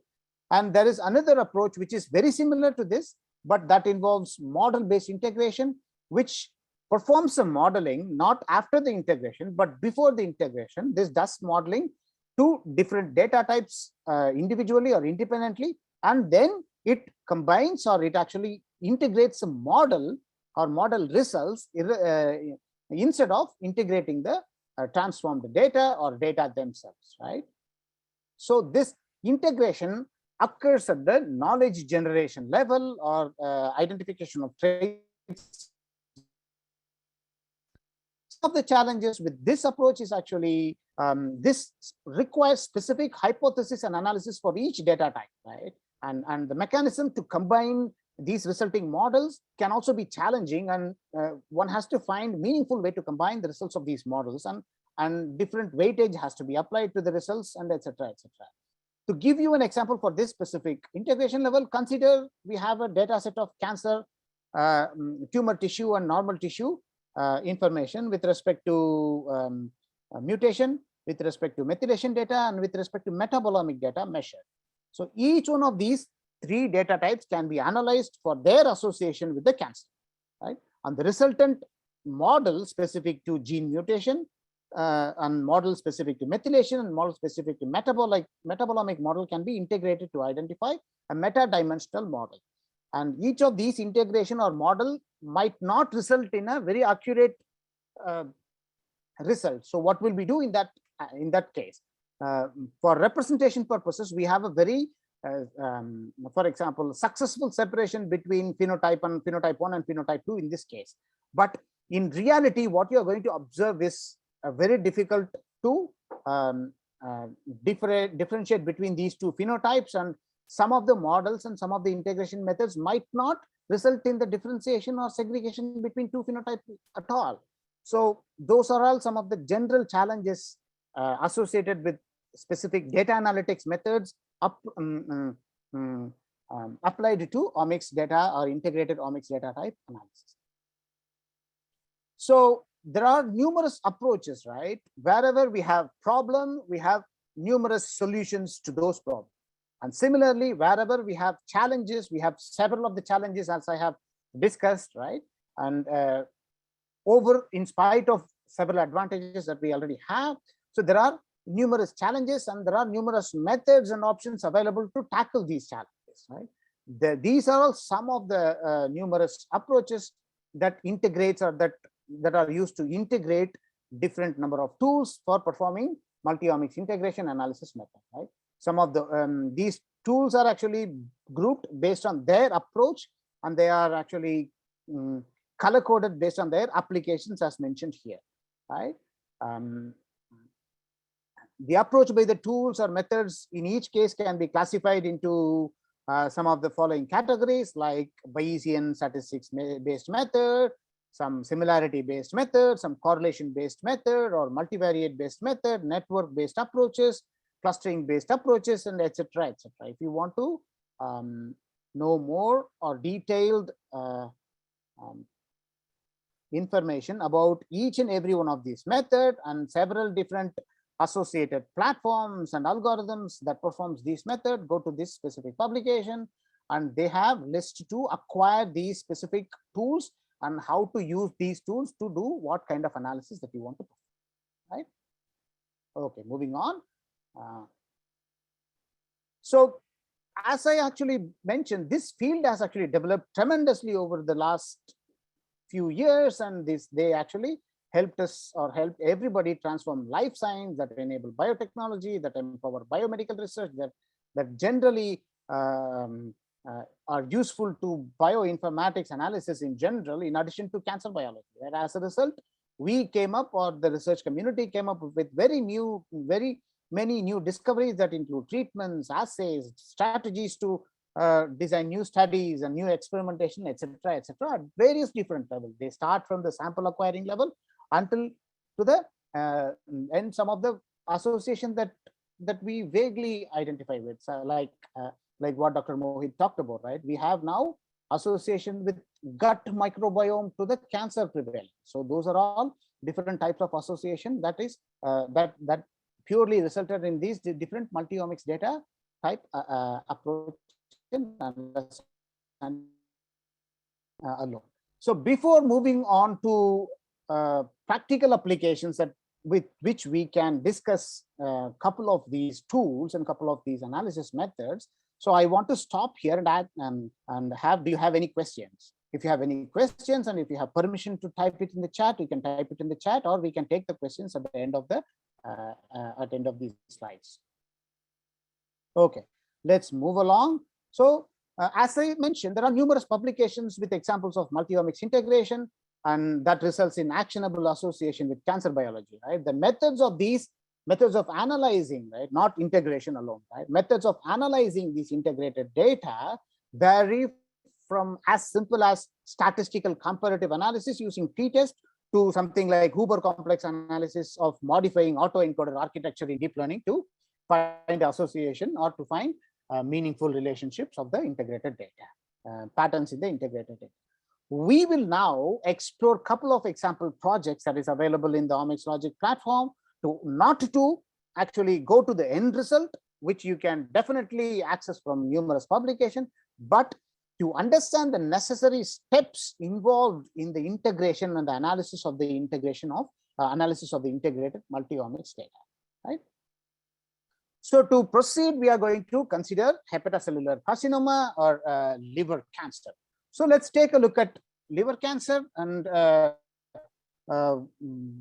this is not highly prevalent in the US, and that itself is one of the very interesting fact, but it is extremely prevalent and highly frequent in Asia and the eastern part of the world, specifically China, Indonesia, and Africa, etc.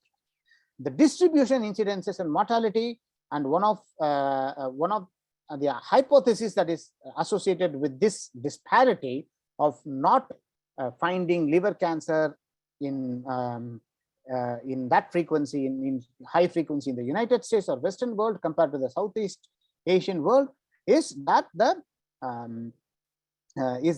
is related to the hepatitis B and hepatitis C complications and also alcoholic consumptions, right?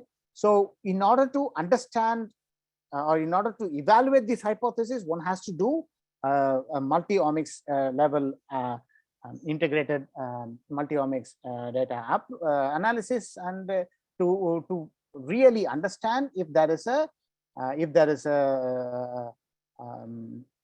this relationship that exists between the prevalence of hepatocellular carcinoma to the incidence of B virus and for example some other risk factors including alcoholic consumption, etc., etc. So what causes this cancer in liver? So the hepatocyte is a cell of the main parenchymal tissue of the liver, and they actually make up around, let's say, what, 3/4 or 75 to 85% of the liver mass. And these are all the primary cells that are involved in a lot of different stages like protein synthesis, protein storage, transformation of carbohydrates, synthesis of cholesterol, bile, phospholipids, etc., etc., etc. And they are also implicated in detoxification, in modification. Wait, what happened?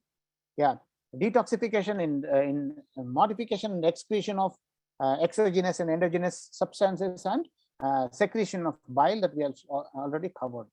So what are we going to focus on? The cancer in such an important tissue is going to result in a lot of irregularities in our body, and generally these are the cells that are affected when one acquires the hepatitis B virus and C virus infection, right? So how to get this data? So those who know how to download data, how to filter data based on some of the important key filters can explore this, right? Basically, we want to look for liver cancer that can be easily selected in the GDC portal. And in addition to that, you can go to the race and ethnicity and select both the Asian race and white race or Caucasian race. And in addition to that, we can specify the birth year between 1961 to 1982. Why between this specific time of the year? Because after 1980s, the generation changed, and the generation that got infected and got complicated with the hepatitis B virus is not there anymore. So we are restricting ourselves to this specific data, and we want to find out if the if their implications or if the complications in this due to the hepatitis C virus is implicated in the liver cancer or not. So in addition to this, there are more detailed clinical information that is available that will allow us to find or observe or correlate other relevant information that could be useful for our analysis. For example, we can look at, we will definitely have to look at the hepatitis viral infection, and we will also, for example, take a look at BMI level, obesity level, and risk factors involving smoking and other general risk factors like alcoholic consumption, etc., etc. So all of these are available in the clinical data of the associated in the associated TCGA repositories. So if you want to perform this analysis, you have to download both the omics data, multi-omics data, and also the clinical data for your analysis, so that you can make this association. So if this is what, this is what we will get. So if we look at this collection, we have several types of phenotypes, like race, risk factor, associated gender, obesity, viral infection, survival rate, etc., etc., right? And we will take only, for example, for this analysis, in spite of several tissue types and tissue level information that is available for us. For example, we have blood cancer expression or blood cancer omics data measure that is available in TCGA, blood normal omics data measure that is available in the TCGA, and we will focus on solid tissue normal is also available in the TCGA, right? We will focus only on the cancer tissues, right? We will download and focus only on the hepatocellular carcinoma tissues. So, and we will have to normalize everything specifically at the gene expression level moving forward. We will also discuss about integration. For example, we will integrate gene expression and messenger RNA gene expression data with the microRNA expression data that will allow us to explore different features like the gene and their variants, and explain what's going on with these changes in the phenotypes, specifically for risk factor and for the viral infection, etc., etc. If you need more information, then you can actually check at the publication. I forgot to check the publication link here, but I will send it to you in a different. Okay, so in addition to this specific liver cancer project, which we call it in the Omics Logic platform, we have several different projects that takes the TCGA data and perform multi-omics level or perform omics data analysis, and sometimes they perform multi-omics data analysis also. And some of them are not TCGA data, some of them are specific data that is recorded for their model system, and specific data that is recorded at the specific at their particular research paper, like patient-derived xenograft models involves mouse data, and modeling cancer precision medicines involves cell lines data. So such data analysis methods and in multiple multi-omics integration of such data analysis is also available in the Omics Logic platform that you want to check out. So let's again go forward to this understanding the molecular signatures of liver cancer clinical factors, right, from TCGA data. So this project or this course in Omics Logic is actually differentiated into two analysis types, right? One is simple or one is omics data type analysis, including or involving machine learning classification based approach.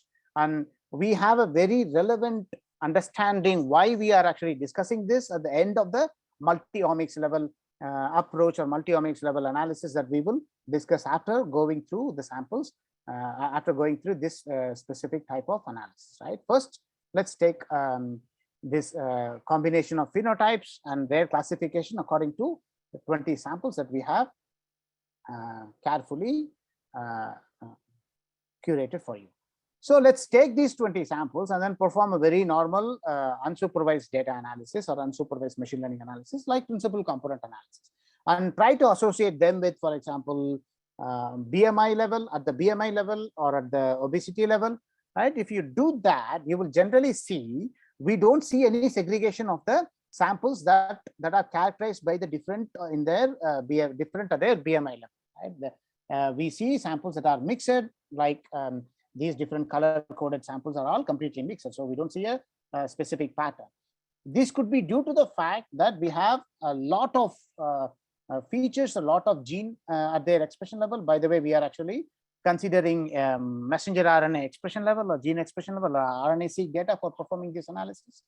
And the fact that these RNA-seq data can have anywhere between 15,000 genes to 15,000 gene and their expression levels compared to 20,000 genes, and compared to other, we have 500 to less than 1,000 number of samples that we can identify, that we can take from cancer or TCGA data. This is what I refer to as the imbalance between number of samples that we observe, which is in the order of hundreds, to the number of measurements performed per sample, which is in the order of tens of thousands, right?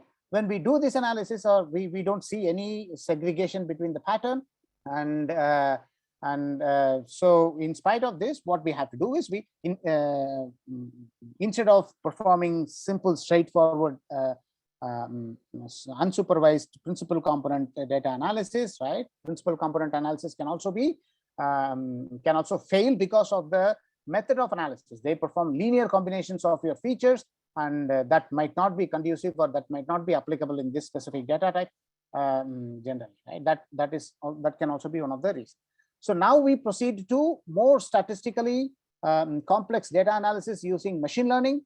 So we will have to segregate the data into training data with labels, and that is actually labeled by the risk factor, like whether the samples or whether the patients have alcoholic abuse, whether they have hepatitis B virus infection or hep C infection, etc., that complication. So we will classify them, or we will label them and supplement that labeled data as training data, and then we will again take something like 30% of the data without any labels, and we will give them as a test data, so to understand how the model actually predicts and how the prediction accuracy of the model works. So to know more about how machine learning is applied to not only integrated multi-omics data type data, but generally omics data type, again go to some of the associated resources that we have in the Omics Magic platform, which will take you through step-by-step process of setting up this analysis and the key logic behind setting up this analysis.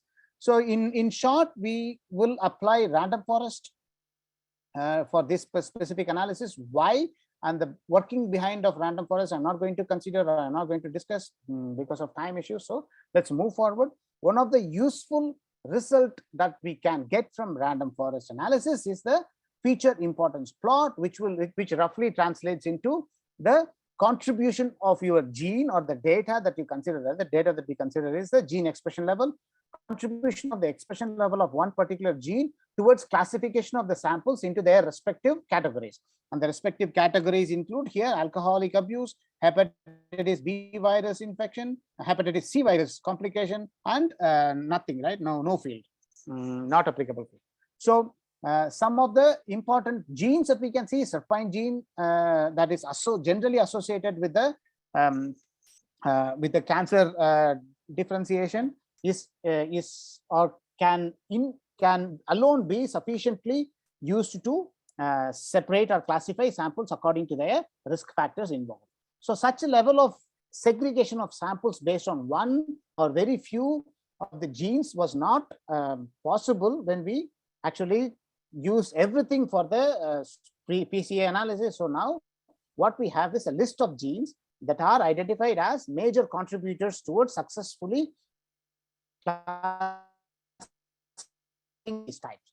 So we can take only these restricted list of genes and again go back and perform the principal component analysis or perform the unsupervised data analysis. So this is the importance of serpine gene. So when we do that, then we see the difference, right? When we do that, now we have segregation not only based on several risk factors I actually discussed using the box plot. We have segregation based on the ethnicity or race features, right? Race level. We nicely see samples who are from Caucasian origin separate compared to the samples which are from Asian origin. So in addition to that, they can also discuss, or they can also differentiate between stage 1 and rest of the stages. And for rest of the stages, I don't think we have enough data, or we have enough, our gene expression profiles is not sufficient to perform these stage level differentiation or stage level classification of the samples. So, but it is sufficient to perform whether or not the samples possess or samples tumor stages from stage 2 or not from stage 2. So in order to fill the gap, right, in order to fill this gap, we have to look for multi-omics integration, right? We spoke about one omics data type not being able to sufficiently help us understand the whole process of gene expression or whole process of tumor biology. So that this is one of the examples. So at this level, if you can include one more or two more omics data type, then you will, maybe we will be successful in classifying the sample as per different stages. So yeah, this is based on alcoholic abuse, which we already spoke about, based on risk factors. Now we see good separation or segregation based on our gene selected by the classification method. So this feature selection is one of the important conclusion that we obtain from this specific analysis, which we will definitely discuss at the end of multi-omics data analysis. If you give me a couple of minutes, I will go through that also.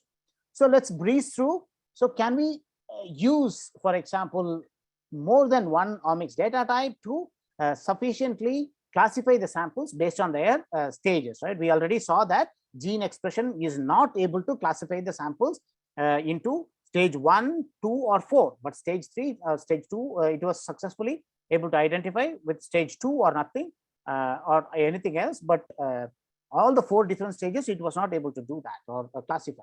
So let's try to integrate or combine gene expression with microRNA level data. So what do we have here? So again, when we do the exploratory data analysis, where we take both the data, mRNA data, and try to separately, I think I lost the plot for microRNA data here, try to see separately how they differentiate between different stages and different risk factor levels. So, and then followed by, we have to perform multi-omics integration, and multi-omics clustering is a kind of integration that we perform here. So I will skip these slides because we discussed a lot about multi-omics integration and different methods available for multi-omics integration earlier.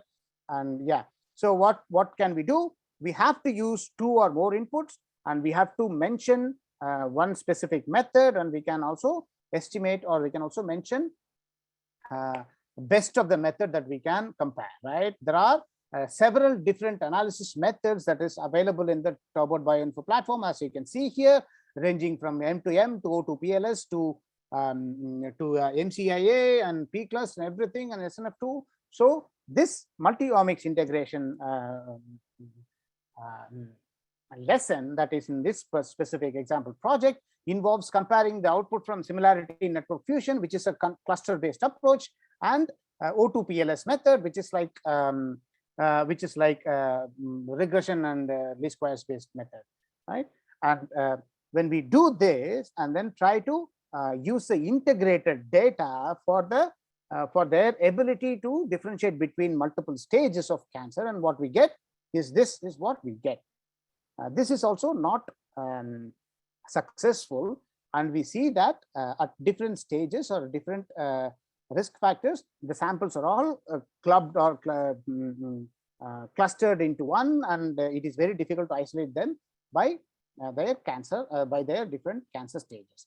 So why did we have such a result, right? The hint for why we had such a result actually comes from another project that if you have access, then you have to go and check, and that is the cancer studies from patient-derived cell lines. So what this project does, I will not go through, but they have molecular profiling at 7 different molecular profiling levels, and they have cell lines data, which is a model system for understanding tumor biology and their treatment response, and they have treatment response studied for 70 different or 140 different drugs, right? So what this multi-omics project actually does, right? And it is given in this specific project, what this multi-omics project does, and what it actually finds out is, when you consider all the features, which can vary from 12,000 to 17,000 features, right, as I mentioned, for different omics data type, the results are not meaningful, as we already observed. But when we use the classification approach for individual feature and obtain at an important gene list or important feature list, and then proceed to integrate only these important features list, then the results that we observe from integrating these important features list, we can correlate that with the known, for example, known response type in this specific analysis and known cancer stages in the previous data analysis or previous example project. That is why I actually discussed about the importance of using the classification algorithm before discussing the multi-omics based algorithm. So definitely see in a lot of publications where we have these bloated number of features that are integrated into one big mega integrated multi-omics data, and then subjected to any specific type of dimensionality reduction method or feature selection process before using it for specific downstream analysis to identify or to understand the patterns in the sample that can relate to the phenotypical variation or relate to the tumor biology or to the cancer biology. So the clue here is, before performing this type of integration, as we discussed in the type of integration that can be done, so one has to apply, or one has to reduce the number of dimensions or features that is present in individual omics data type before subjecting that to further integrated multi-omics type analysis, analysis to understand cancer biology or to understand any disease biology in general. So with that, I think I have summarized a lot of points that we discussed as we go along. So to give you a little bit more of a summary, or a very concise summary, we started with what is necessary to study omics data type to understand cancer biology. And then we again move forward to why is there a dire need to use more than one type of omics data type analysis.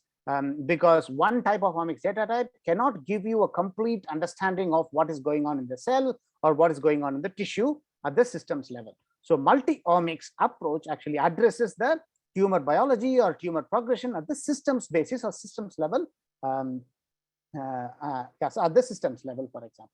And to perform this multi-omics approach, or to use multi-omics approach to study tumor biology or to study cancer biology, we have to use an integrative method. We cannot just take a step-by-step process of analyzing these multiple omics data types in its individuality or in its combination, but we have to use as integrated approach to use complementary information that is present in these specific omics data type in a very meaningful way to come or to arrive at a very meaningful result, which is not possible, or which, as I demonstrated, which might not be possible when you consider one omics data type, but which could be possible when you consider more than one omics, specific omics data type that is integrated in a correct or perfect way.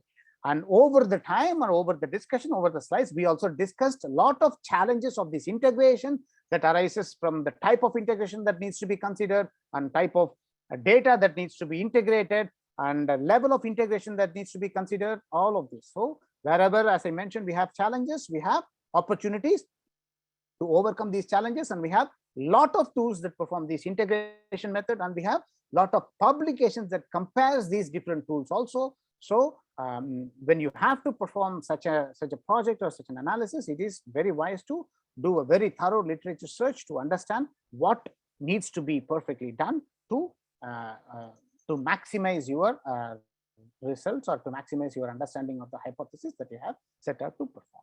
So in the end, I also demonstrated you a couple of example projects where we started with a single omics data type analysis, and we successfully used classification machine learning method to use the single omics data type to segregate them into different risk factors, segregate the samples based on different risk factors. But that sample segregation based on different stages of tumor was not possible in the single omics data type analysis. Hence, we included another microRNA data into the integrated microRNA data to the gene expression data analysis. And what I hinted you is when you perform the data analysis without any feature reduction or feature selection, you will not get very many meaningful results. So integrating just for the sake of integrating multiple omics is not going to give you a lot of meaningful results. But if you do the proper way by using feature selection, by applying those classification algorithms prior to integration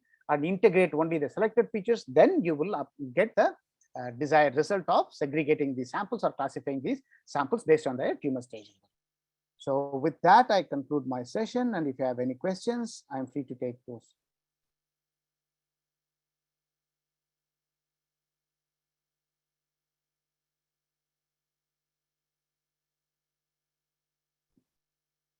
Participants, you can ask your questions through the chat box.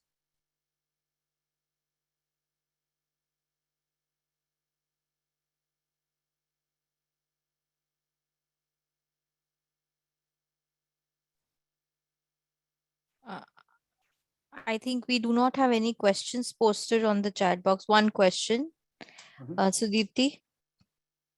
So Siddharth Yadav asks, what kind of supervised learning methods perform the best during prediction phase of algorithms? This actually depends upon the kind of data, but you can generally for omics data type data analysis, you start at least with the random forest supervised machine learning analysis approaches, right? Why? Because anything that is not going to consider a subset of your sample or subset of features is not going to find the will not be able to find the patterns that is present in your data, right? Like if you try too simple a method like decision tree, which is going to consider one feature or one gene in isolation, that might not be possible, that might not be very meaningful. So we start with the random forest, and then we can also use something like SVM for different kernels, linear and radial kernel. And we can also use after you have identified. Yeah, after you have identified, that's what I was coming. Thank you for the follow-up question.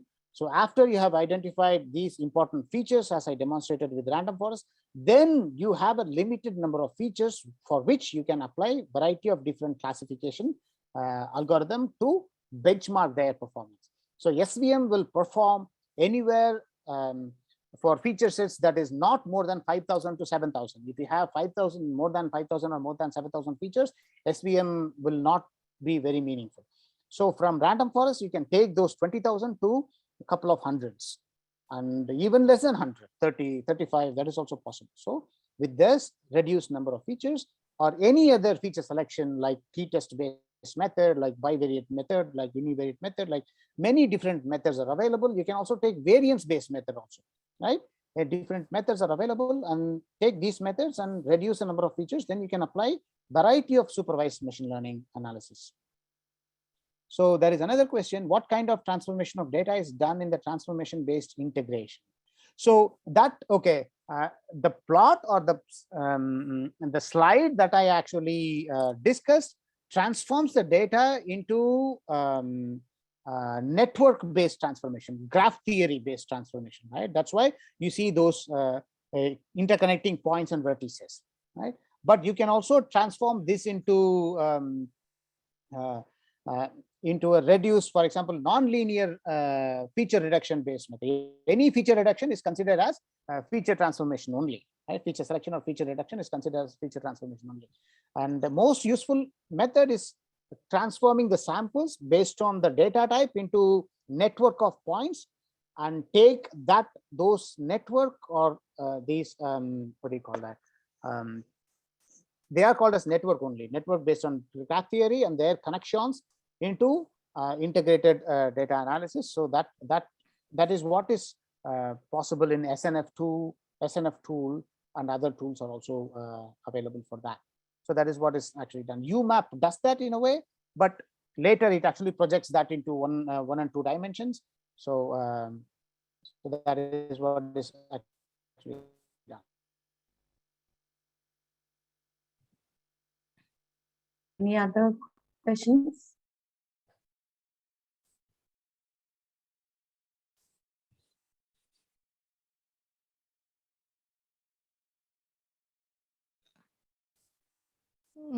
Siddharth has another. Are there any automated approaches gaining traction in the field of integrated omics? Yes, there are a lot of automated approaches. Like I'm not sure about what you mentioned about auto machine learning, but if you want to know about or if you want to explore automated approaches, any deep learning method is considered as automated approach because of the flexibility that they give you. You just have to input the data in its original form, which contains a lot of features, and then you can actually change the parameters inside the deep learning algorithm to arrive at the necessary output. So those gives you a lot of automated options to consider different types of integration that one can actually perform. So there are lots of interesting publications in that analysis also. Just look for deep learning, multi-omics integration, cancer, you will get the publications.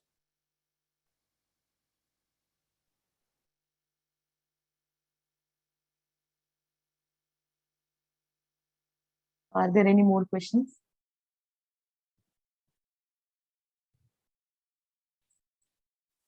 I think we've had a great day, and I would just like to thank Dr. Raghavendran for his excellent talk, and Dr. Mohit also for his talk and the information he shared with all the participants. With this, I think, Sudipti, do you have any final words, or we can close the session? I think we can close the session. I would just ask the participants, I would remind them to attend the quiz since it is compulsory for the certificate.